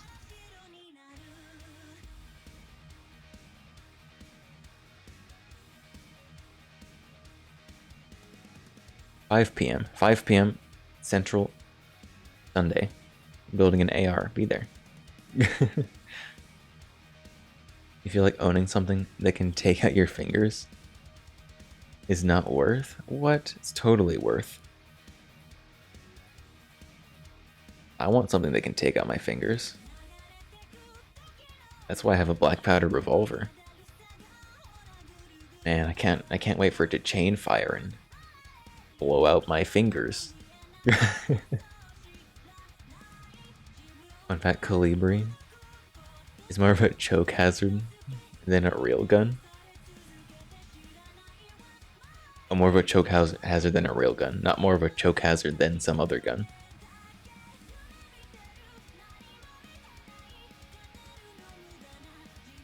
The Colibri is so little itty bitty. I want one so bad. I need someone to make reproduction Colibris, please. I would not guarantee I would buy one, but I would seriously consider it. If you got shot in the ear, you'd be more likely to have ear infection. I don't know if it's that bad. I know it's pretty bad though. I don't know of anyone who's actually like tested the ballistics of a Colibri.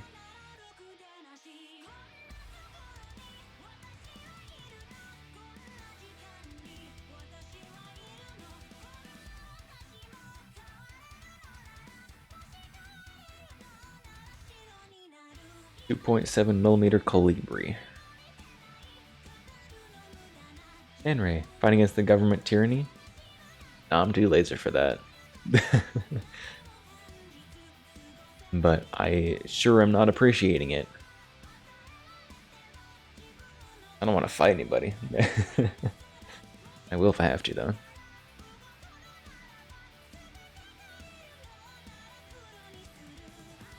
We are building an AR pistol on Sunday.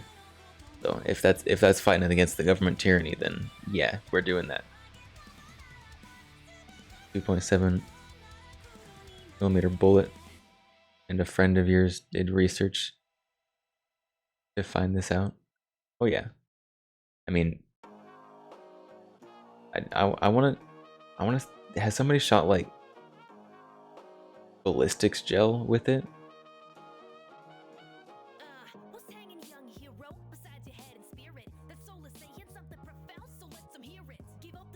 That 3 grain? There's no way it's 3 grains. That's minuscule. Gotta be bigger than 3 grains.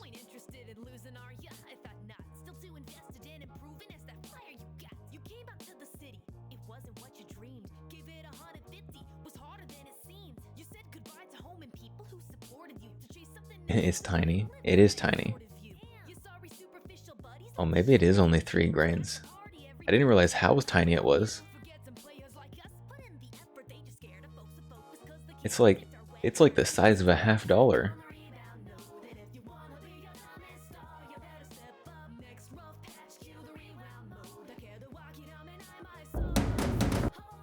Ooh, that is an old Forgotten Weapons video.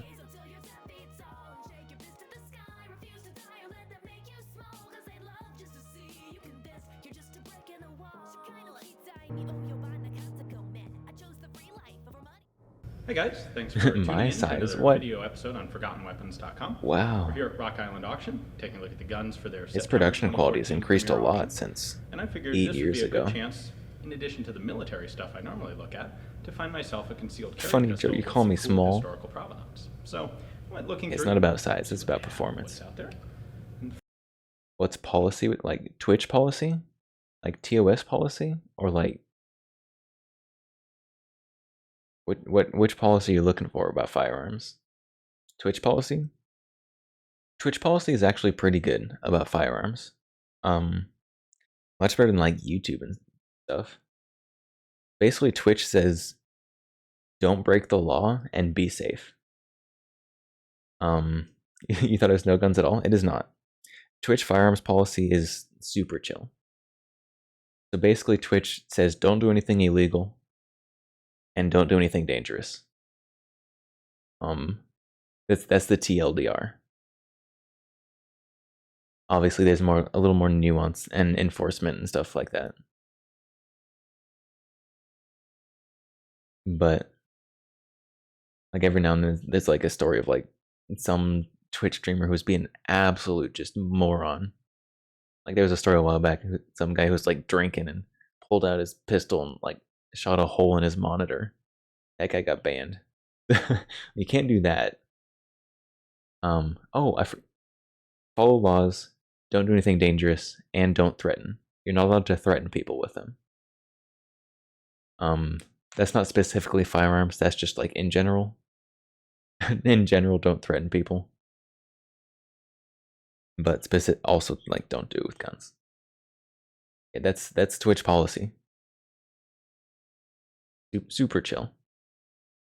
Twitch is probably the best of the media sites for that. Colibri has a 200M. Meters is a distance, not a speed. Meters per second, probably. The first thing I came across was a Walther PPK. They're good. You know, they got the James Bond thing going. Cool Walther history there. But it's a little bit big. You know, you can't necessarily just stick that in the pocket. So kept looking, see what else I could find. And lo and behold, found a Walther Model 9. Now that one is so small. 25 auto, still Walther, still cool, but you know 25 what? auto? That'll still do something. Wouldn't always Meters per conceal second? well enough. Probably. So I kept looking. I think we're going to find out. Lot 1587 is a 2.7 millimeter Colibri. Now that is small. So cool. I want one. So the Colibri here is actually the world's smallest centerfire pistol. It's centerfire? It is in fact a centerfire cartridge. What kind of primer does that use? These were designed and made by a gentleman named Franz Fanel. He was a professional watchmaker originally, which kind of explains some things. And he developed a series of automatic pistols. This 2.7 millimeter Colibri is this a toddler gun? That's much smaller than that. 3 This is like a millimeter fetus design. gun. And then a few things that got a little bigger. He did a 4.25 millimeter. His fingers are literally longer than this whole gun. This is a straight blowback pistol. Believe it or not, this isn't, you know, a replica or a miniature. This is a real full-size gun. It actually has a detachable magazine. In order to remove it, we pull down. It's really tiny. We pull down on the magazine catch. Oh my goodness, that's awful. Pull out the magazine. It looks just like a normal magazine, Except it's absolutely minuscule. tiny. And that feeds into the gun, just like that. You can see the magazine Millimeters per right second. there on the 200 millimeters per second. We'll click when it goes in. 20 Like I centimeters. said, it's a blowback Every pistol, second. so you can see the ejection port there. Slide comes back. There is a spring on top of the barrel. Well, the barrel's under the mainspring? It's the spring guide rod, and there's a compression, a coil spring in here. That's actually You pretty tighten cool. it I like and pull that. the slide back. The cocking piece, so that indicates that it is cocked. No trigger guard. So these were actually manufactured as legitimate self-defense pistols, although Wait. obviously, well, I mean, these were considered underpowered, way underpowered, ludicrously underpowered, even for the time. That is This fired ludicrous. a 3-grain projectile at about 650 feet per second. 3 grains, 650 feet per second. Wow. That is awful. Marketed for women's self-defense? What, even women's hands aren't that small? That's a total of 3 foot-pounds of energy, or 4 joules. 4 for European joules. folks. Welcome There back to were physics about class. 1,000 of these manufactured. They were made shortly before World War I, and it was World War I that ended production, because of course, you know, facilities started going towards military arms. You can see in the grips, the grips have an FP, that's Franz Fanel, and the word You can Colibri, walk out that's after the getting name shot of by this that? pistol, which Probably. is German for hummingbird, which is an appropriate Everyone knows name women for like this big thing. guns, true. Big guns generally have less Total recoil loaded anyway. weight is about 7.7 ounces. We'll show you some of the cartridges here too. In fact, this comes in its own presentation case. Open it up. We have the pistol. We actually That have a whole little case is ammunition smaller mod than for a it. than And a this regular is a sized gun. box of cartridges. Trying to carefully open here. There you go. Let me bring this up. That is These are the minuscule. world's smallest ever centerfire cartridges. See if I The can pull it. desk gun. Does have a little projectile there. Recoil on this Look is at the back. non-existent. If it had any recoil at Use a all, it'd just centerfire fly primer. away. It's not big enough to get a good grip on. So there are witness marks, in theory, for 7 cartridges on the magazine there. In fact, it only really likes to load 5. You can kind of get a 6th in, and it's not happy with 7. You know, this functions just like any other semi-auto pistol magazine, just really, really tiny. Wow, that is awful. That is next to the PPK. I have a PPK. Not like here on the table, but in general.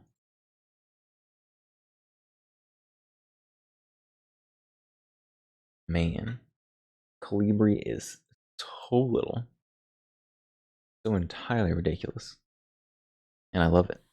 I need one. They're undoubtedly very expensive, since they're going to be very rare. Also, I doubt anyone sells the ammo.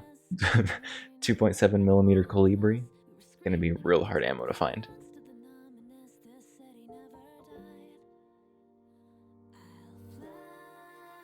Hardest ammo I have to find is 45 Colt, which is mostly just expensive. Not a little projectile. It's average. Oh, whatever you say. Average. If that's average, that makes these things massive.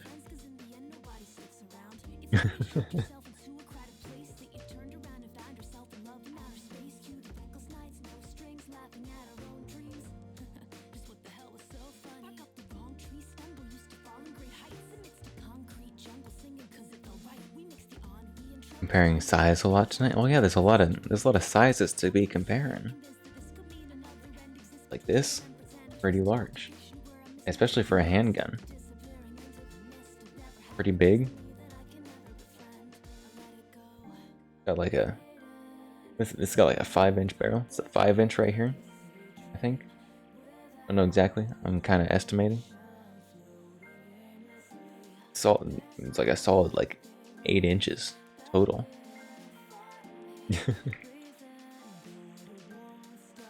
When a Nitro Express rifle scares you to shoot that monster. I mean, that depends on the Nitro. There's a lot of different Nitro calibers. Like 5, 6, and 700. Might be a 400 and a 300. Not entirely sure about that though. I think there's some 50s in there as well. There's a lot of different Nitros. I mean, if you can't shoot through a whole building, like, is it even worth it?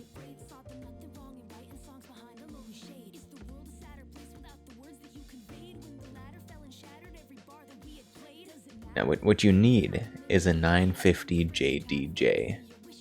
That's what you really need. Oh no, I grabbed my snowflakes. Probably should just get rid of those, huh? Not Christmas anymore. Goodbye. Goodbye, snowflakes. Yeah, what you need is a 950 JDJ.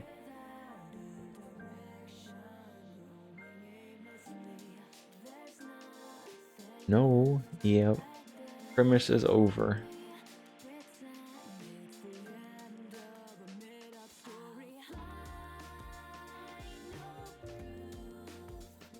Yeah, the 950 JDJ Fat Mac.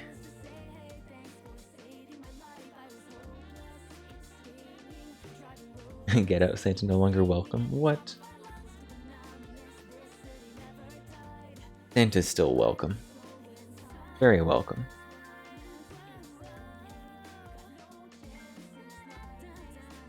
Christmas is over. Christmas has been over. We've just been coping with the fact that it's over.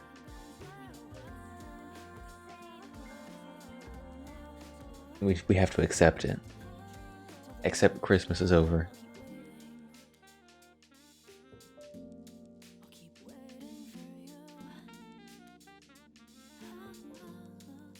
Got some uneven oil on it.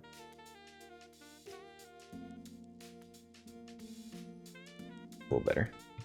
Looks a little better in the camera. What did you do, Santa? Nothing. Didn't do nothing.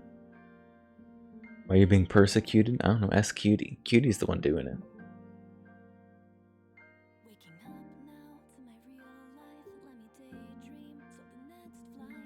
Being persecuted by Cutie. I got rid of the snowflakes overlay. That's what I did. And this magazine it's so weird to not have a follower in the magazine. I mean, it works. Kind of makes me wonder why. Well, I know why we have followers. For like bolt hold opens and stuff. I might give up my bolt hold open for an extra 1 or 2 rounds though. Especially in a single stack. Like this one holds 7, but if I had a follower, it'd probably only hold 5.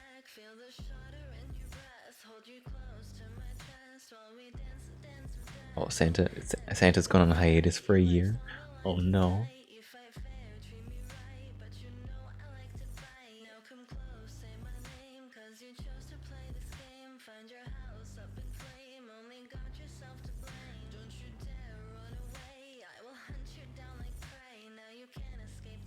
$700 Nitro Express costs $100 per round. That sounds about right.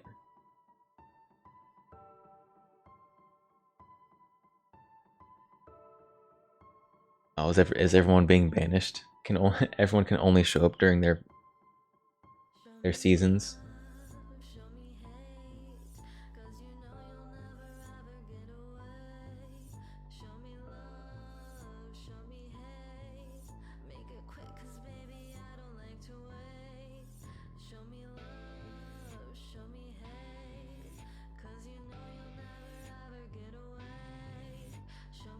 Santa celebrates Christmas all year. Wow.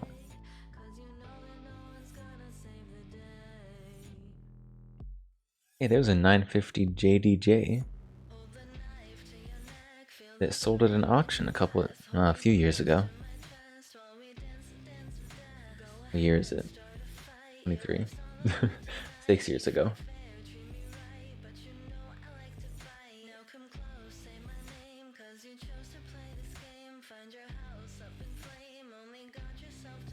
$35,000 for that gun. Wowie.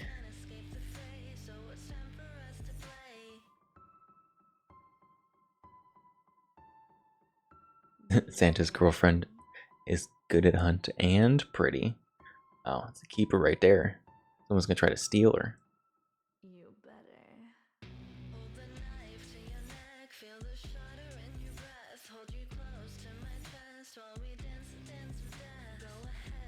You're only pretty. False. You gotta get better at hunt. Oh no. You definitely pop off real good on hunt sometimes. And send a picture. Send who a picture? Cutie? I thought you already said you were gonna send Cutie a picture. But that was already a thing that happened.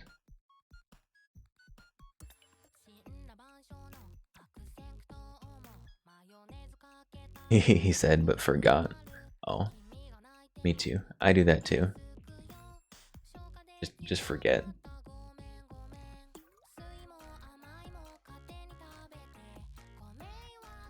Oh man, you could probably see my reflection in that if I pointed it the wrong way.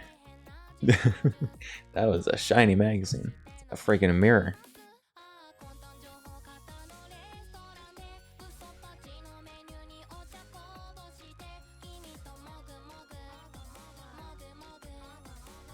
Men. Men are pretty cool. No homo though. Or maybe just a little bit, you know.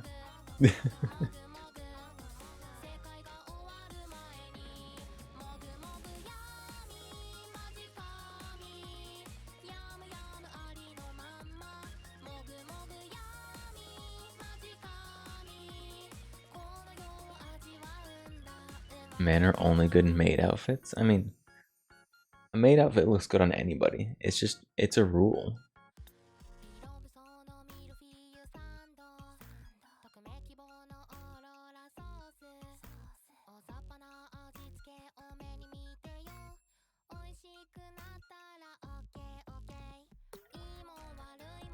Maid are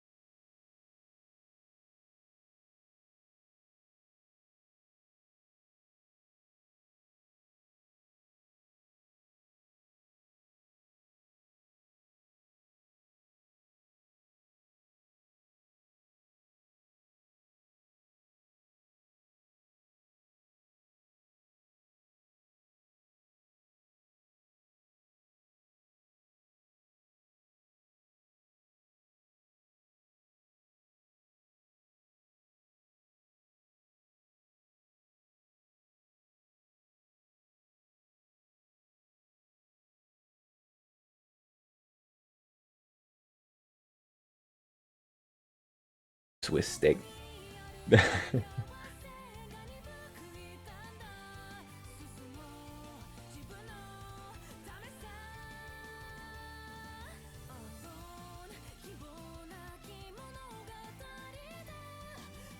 What are you watching a lady put a steak in a toaster? What on earth?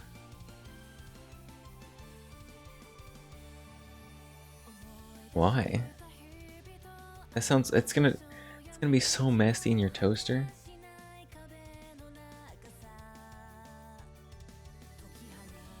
Oh, speaking of making food, not something as cursed as like making steak in a toaster, but like the dinner I made tonight, so good. It was so good. Like the juiciest, most flavorful burgers ever. Probably because I like basically deep fried them in bacon grease, but like worth it.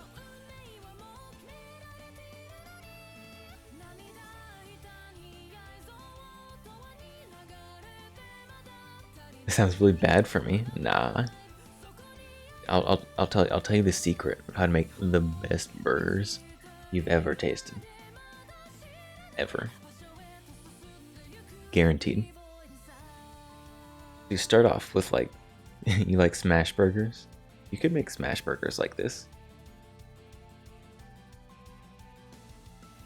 Kinda. You start off with your skillet, your pan, and you put in a good healthy amount of bacon grease. If you have to make bacon beforehand, then you gotta do that. But then you just have extra bacon, so it's a win-win. You're already out? What? You don't like cooking things in bacon grease? Would you rather cook it in butter?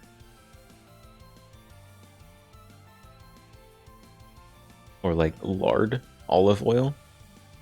You're gonna be buff mommy? Yeah? You really, but burgers are so good, and they got vegetables in them. Cook it counts. I'm not done. So you start out with your bacon grease, your bacon oil, and then you mince garlic and onions, and you throw them in there until they're nice, just starting to get caramelized. And then you mix in a good amount of soy sauce and some sriracha, and you mix that up together. And you take however many burgers you want. You bunch up some of the onions and garlic and stuff, and you just throw it right on top of there. And then you just cook it like that. And when you flip it over, you take another bunch of the stuff, you flip it right onto there. You press it down on there. Yeah, you add some cheese. And these burgers, I put cabbage on them, like shredded cabbage, which sounds weird, but it was really good. It's like, honestly, it's kind of like Asian inspired cheeseburgers, because it's like soy sauce, sriracha, sauteed garlic and onion. So good. It's so good. I ate very well.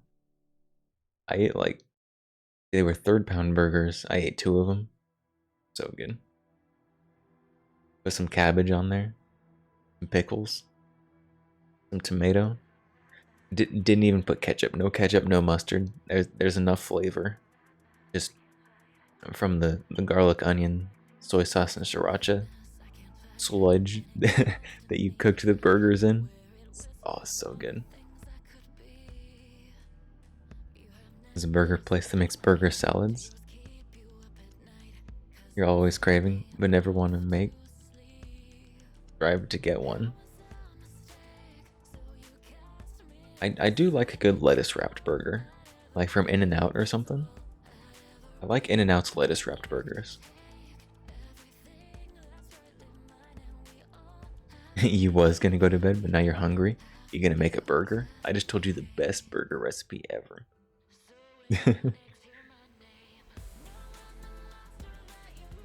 Hop Dotty? I've never heard of them. It's probably like one restaurant in your town and you just dosed yourself. I've never heard of a Hop Daddy.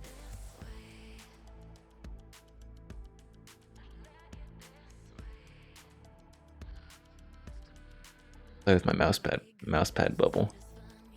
They're all over the south. Weird. I guess I just need to get out more.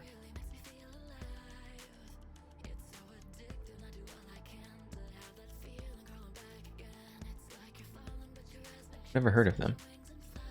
If I see one, I might think about trying it.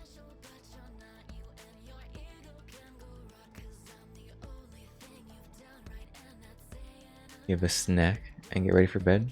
Have a good night. Good night, Santa. Sleep well. I'm gonna be getting off here soon. I got work. Gotta be early for work today. Technically, it's today. Yes, thank you for stopping by. Thanks for chatting.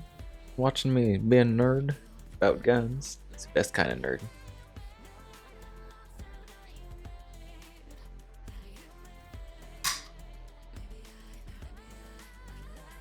Here, hold on, we can do gun ASMR. Ready?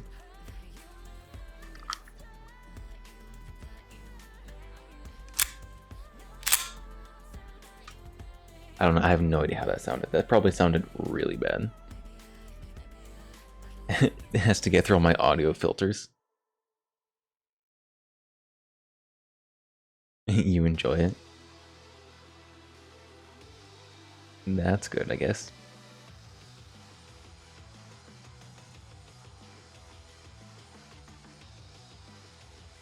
If I ever got like a real like ASMR mic, I could do like a gun cleaning ASMR. Like use the brush, you like hear the little scratches. Like people would watch that.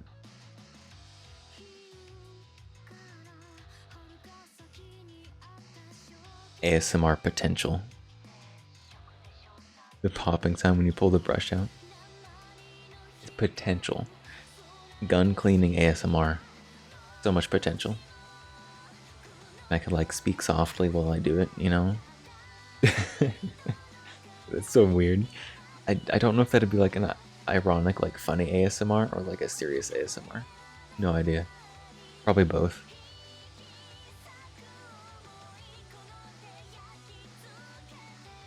They have the audio in long dark when you clean your rifle.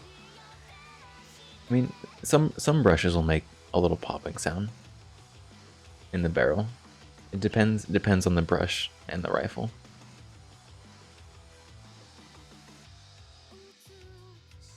Mine don't really make a popping sound. They just make a wire brush sound. You wish you could delete your message? Well, should have thought about that before you sent it.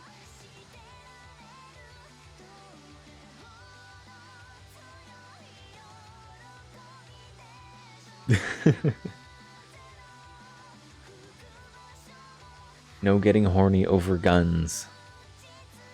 Bonks all around. Sophia WWE, welcome.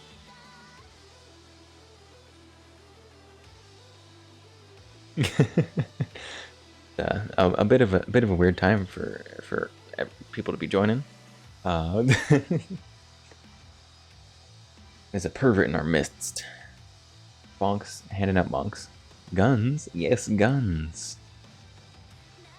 I've got 6 on the table right now. 2 of them are kind of hiding.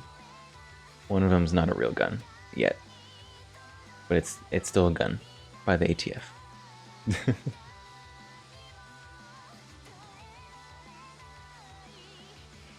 So we've got.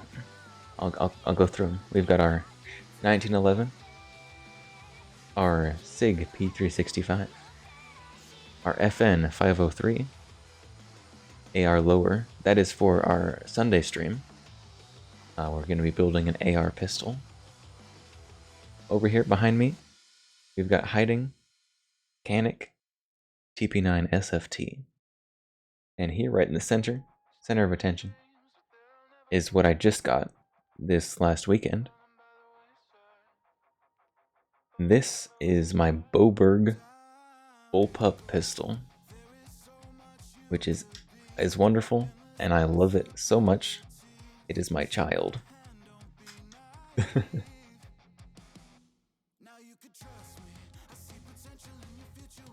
What are the coins? Oh, up here? Those are just coins from different countries. This one here, this is a 5 yen coin. If I can actually show it. We got Japanese coins, British coins. Oh, what's this one? This one's some Aruban Square money from Aruba. Probably weird to put that in a vending machine. And there's random coins.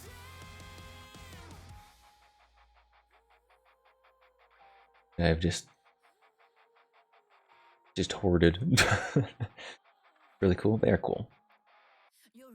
I've got some more coins that I just like haven't lined up there. Like I've got this little like a tray like in the base of this monitor.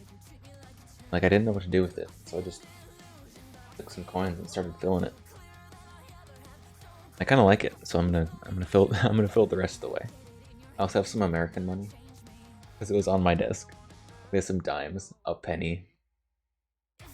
This is not American. What's this one? Oh, this is 10 pence, British money. Got 3 of those.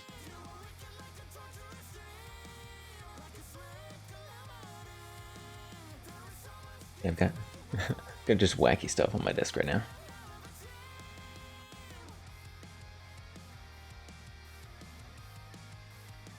American money is so boring compared to other countries. Like, other countries have money with holes in the middle, money with different kinds of metal on it. Like this one's like a brass color on the outside, silver in the middle. I already showed the square Aruba coin. Fall over. American money's just boring silver circles.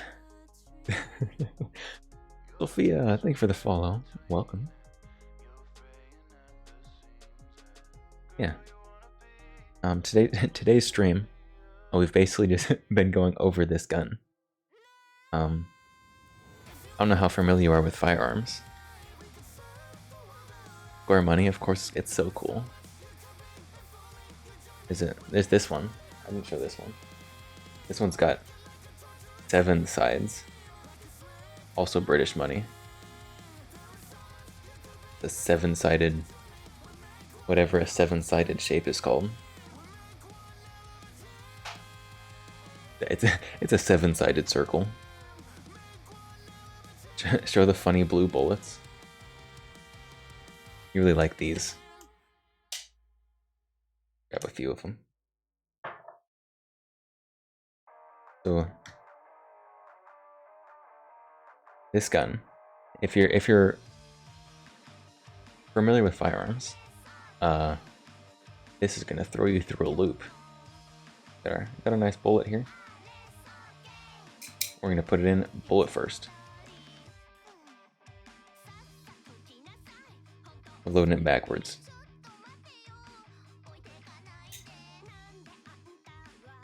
With the primers on the back.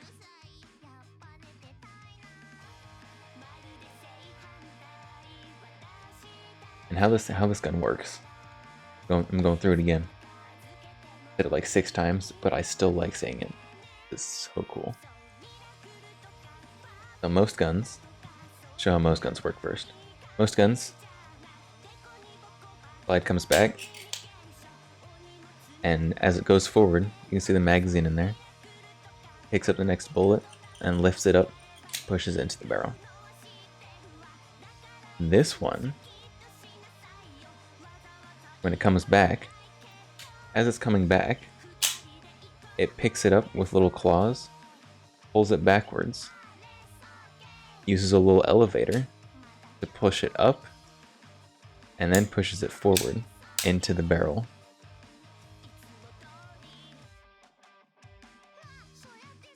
Can you actually shoot in dose?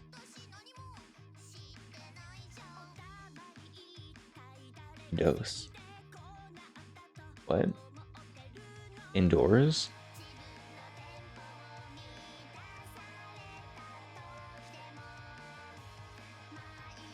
Indoors?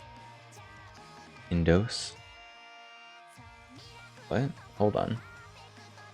I'm really trying to figure out what you're asking. You can actually shoot indos. These are all real guns. All actual firearms. I'm not actually going to shoot them. These are fake bullets.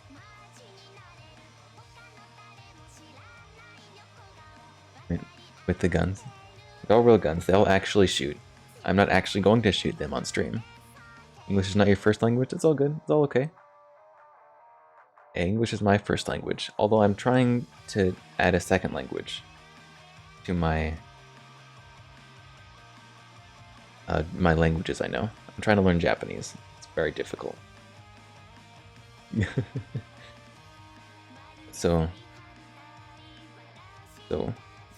cycle this. So it's gonna pull that out of the barrel. Gonna pop it out. It's gonna roll around. And when it does that, it sucks the next one up from the claw that it lifted up. Goes back forward.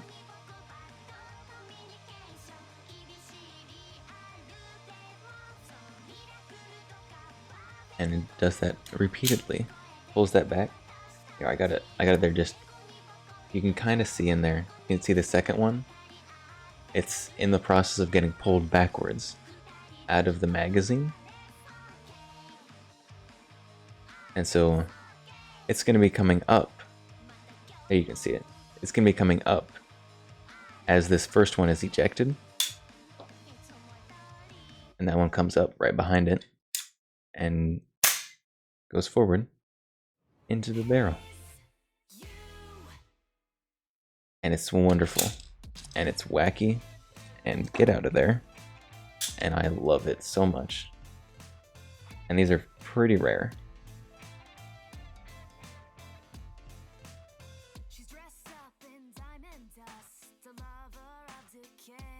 And I have one now. It's so cool. It is so cool. I love guns so much. I think I'm gonna try to do a little bit more like guns, firearms related content because I enjoy it a lot. I enjoy it a lot. Like this guns, firearms is literally like it's my job. It's my day job. And then I come home and I still like it. It's my day job is more like the paperwork and stuff with it. I get to deal with the government sometimes. But this is what I love. All the weird stuff, the wacky stuff.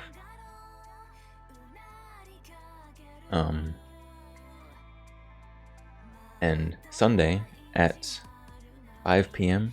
Central Time, we are going to be building an AR-15 pistol on this stripped lower receiver. It's got nothing in it, no trigger, no nothing. It didn't start with this. I added this because it's got a pin you have to hammer in, and I didn't want to be just smacking it with a hammer on the stream because that'd be awful. I would feel bad. It'd be so loud. This is happening on Sunday. Be there. It'll be awesome. Or I'm gonna make a fool out of myself. That's also a possibility. But yeah, you got to shoot an air gun once. It was so fun. Oh yeah, shooting guns is so fun. I love it so much. Air guns are a little different. They're still fun though.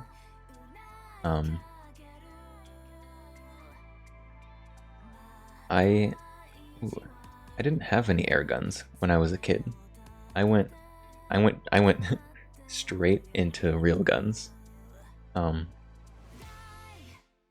I learned gun safety. Like, so literally at my house when I was growing up, like, we learned gun safety like super early.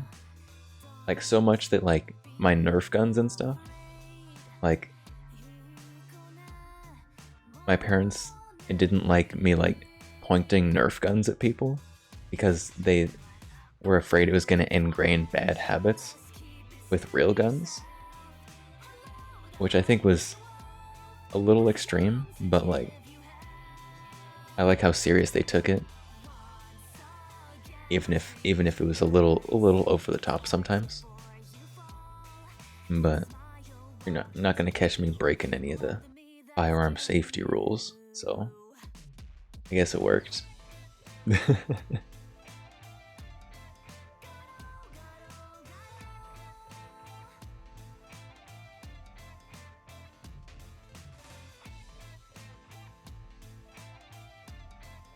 Here, hold on, let me... I've got another thing. Oh my. I've got another thing here. If you want to see something. Another something very interesting. Guns are scary. And in the wrong hands, guns are very scary. I'm not gonna lie about that. But when guns are handled properly, and in the hands of even like semi-competent people, like, not scary at all. There's a lot of people who just don't know guns very well, and they don't know like basic gun safety and stuff. Those people can be dangerous with guns. That's scary. But it's just like game of accuracy. I mean, guns are very precise tools. Like, they go in one very small point exactly where you're shooting, and that's it. That's all you got. You gotta go. Hope to see you again soon. All right, bye. See you around soon. See you later. Thanks for stopping by, and thanks for the follow. That's the only appeal for you with the accuracy. You're gonna be a ELR shooter, extreme long range.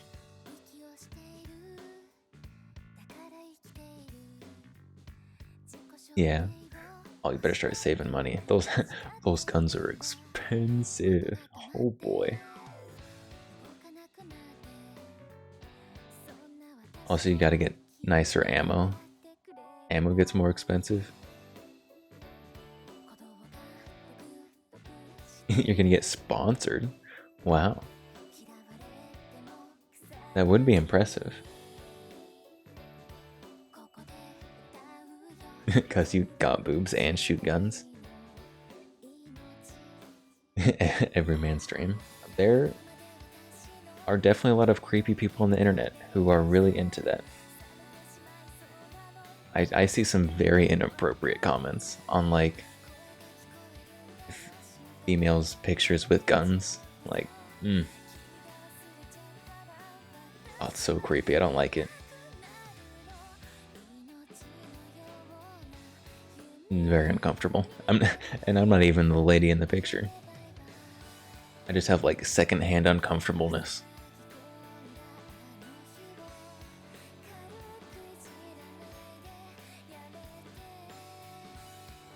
You growing up in Texas as a tomboy? Yeah.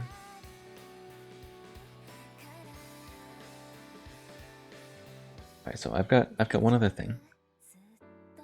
If you want to see it. I've got a Mac 11. Not new, but people like seeing it. Got a Mac 11 behind me. No, I'm not daddy. Stop it. Let me. Gotta take off something. I need space.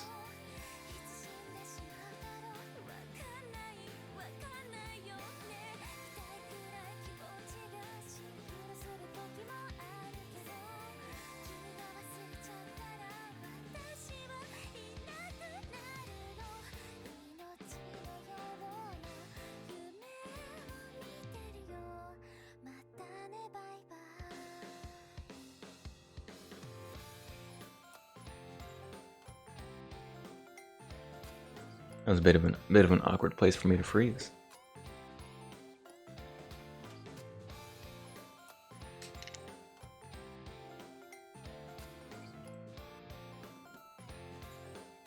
There you go. Looks like an Uzi, but slim. This is anything but slim. This thing is thick and chunky. And unloaded. This thing it's literally just a giant rectangle of sheet metal.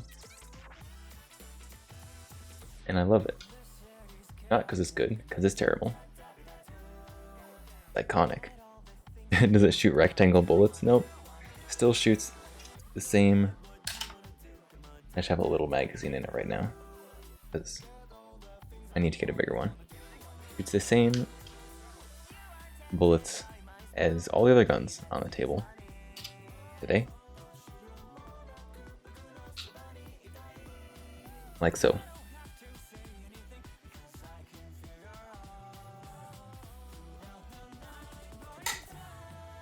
It's got this little spinny thing up here, which is the charging handle. The handgun, but it doesn't have an external slide. It's got an internal bolt that reciprocates. So, this thing is so terrible to hold on to. You can see the bullets in there, shiny and blue. Well, as you can see, it works perfectly every time.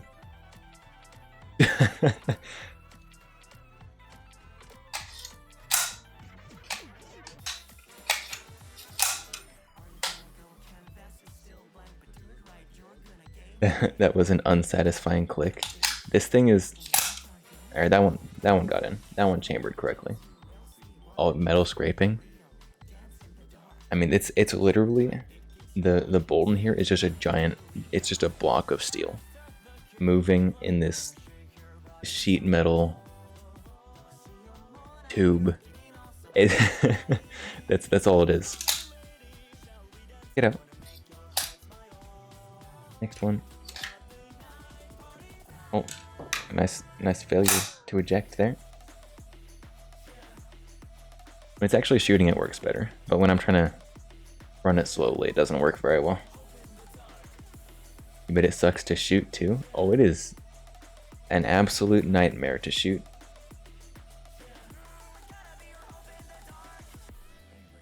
So this thing, when you shoot, here, I'm a show. So it is in fact empty. I already cleared all the snap caps out of it. Take that out. So when you shoot this, I take it off safe. When you shoot, big clunk. Oh, let's see if I can show this.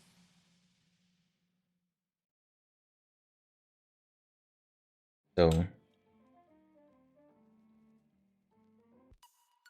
that's gonna be so weird. Oh my goodness, so weird to show.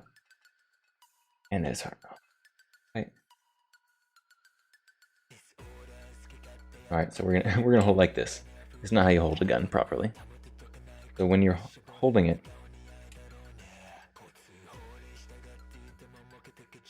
pull this back, you can see it. Oh my goodness. Right there. I don't know if you could see that. When this bolt came back, it forced this trigger so far forward.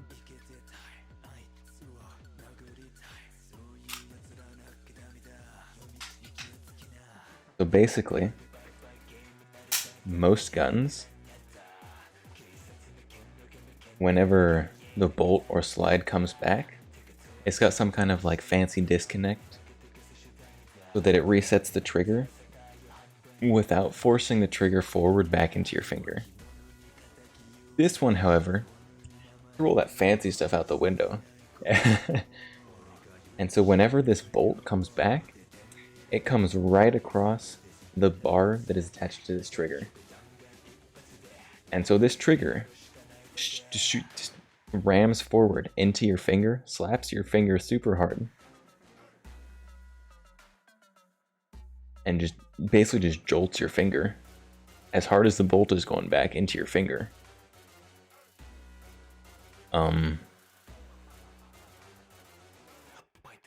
Which does not feel nice. So after you like empty a magazine, you put this down and your finger it'll feel all tingly.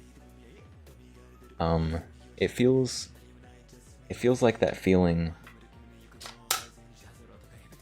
You know that feeling like after your leg falls asleep, but like after it's like not asleep anymore, when it's like super tingly and terrible.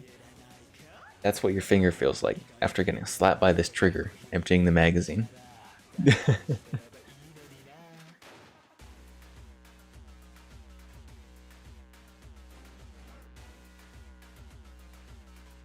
And it is not very pleasant, but it is what it is. You just gotta deal with it. I don't like shooting this, but I like taking it out at ranges and just having everybody look at me funny. That's what I like about it. Like when you're at the range and you pull out this thing, oh boy, you are drawing attention to yourself.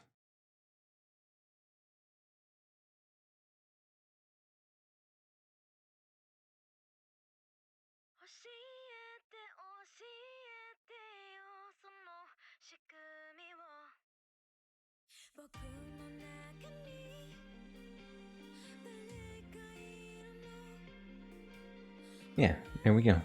I would like at some point to get one of the wire folding stocks for this,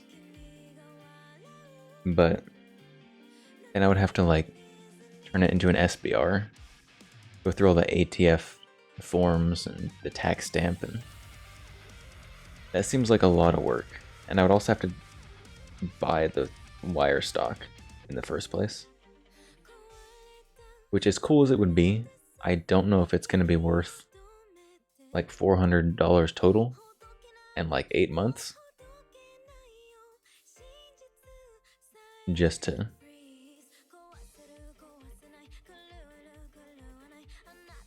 put a horribly uncomfortable wire folding stock on this. It'd be cool though.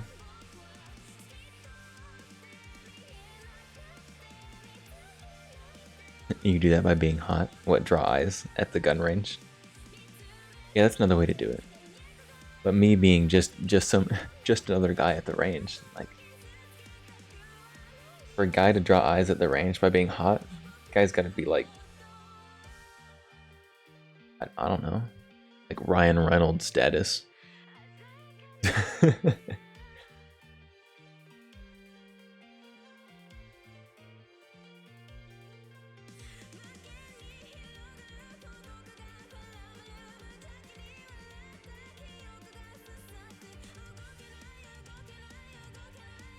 Yes, this is the other thing I had. This one is very simple compared to this, and especially compared to this. I've got the simplest and the most complicated guns right here. This one, literally all it is, there's no locking mechanisms that lock the bolt forward. It is direct blowback. The only thing holding the round forward in the barrel in the chamber is the weight of the bolt.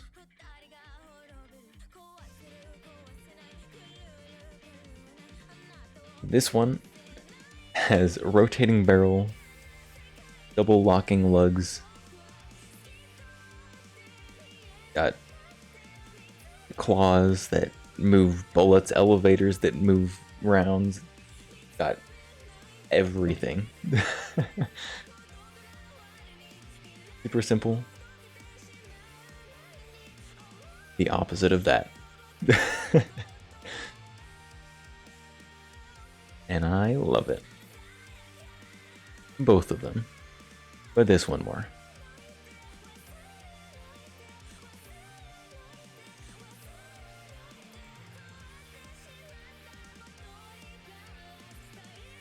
Although this one, even though they're not making these anymore, I can shoot this as much as I want without being afraid of it breaking. Because literally any part in this you could make in your garage. Except maybe the bolt, because like I don't have a CNC machine to like drill out certain areas. But like all of this is the simplest it could possibly be.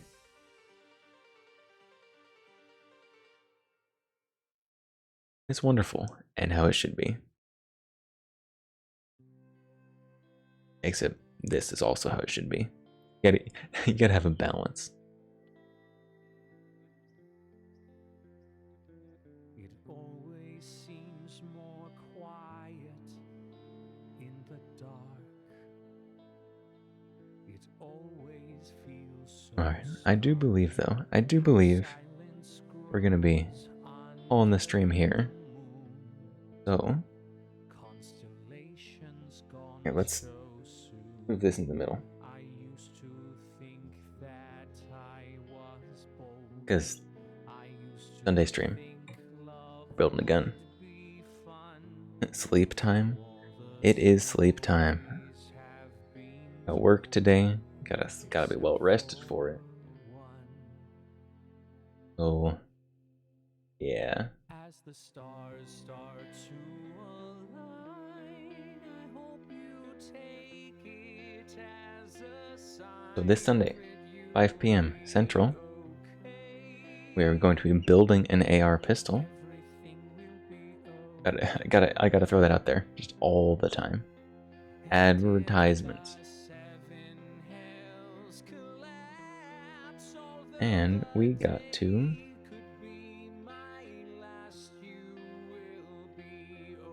find a raid here. You'll finish your art. Well, no, it's sleeping time, not art time.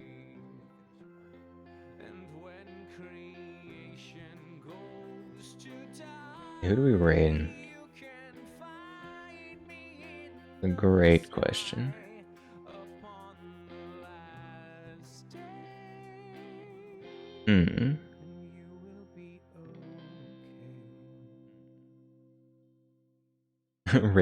Raid Nux. No, I'm not gonna raid Nux.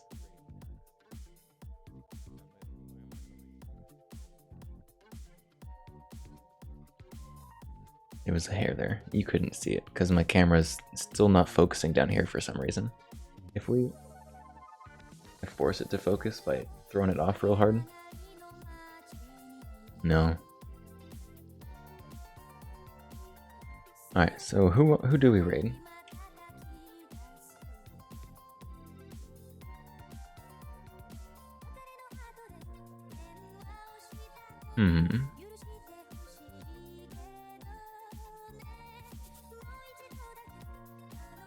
Sweet Tea. I don't think I know who Sweet Tea is, do I?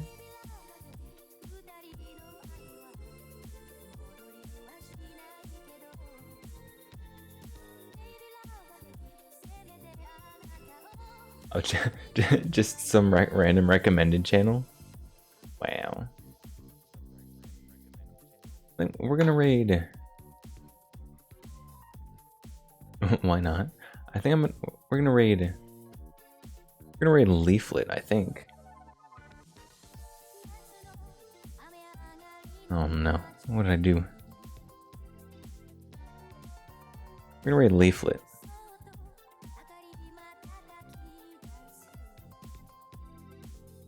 I'm doing Tarkov. I love that game. Tarkov is fun to watch. I'm not very good at it. So we're gonna raid Leaflet. Because I know she very much likes guns. She talks about guns sometimes. Definitely still primarily a regular streamer. That sounds weird. Gaming content. Not primarily firearms content, but I know she likes them. So we're gonna raid Leaflet. Bigger streamer, super chill. I watch them quite often. So we're gonna rate him.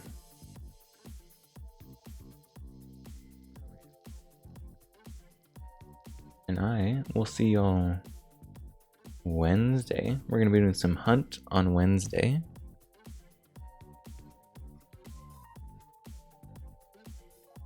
Wait. Why did Leaf just got raided? Nice. Why did my raid cancel? Why does it always do this to me?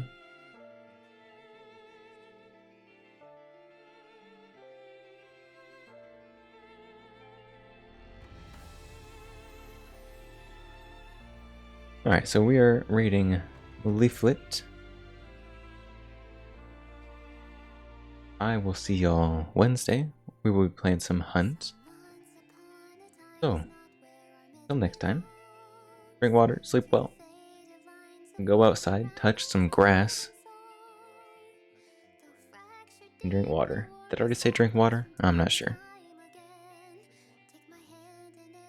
You love grass? Don't eat it. Just touch it, look at it, stroke it. I don't know. Healthy. And trees. Yeah, take in the sun, get that vitamin D. Alright. So, until Wednesday. I will see y'all later. And by Sunday, I will try to get this camera to be able to focus normally. Because right now, it seems to only be able to focus close. So I'll get that figured out best I can. Until then, I'll see y'all later. Bye.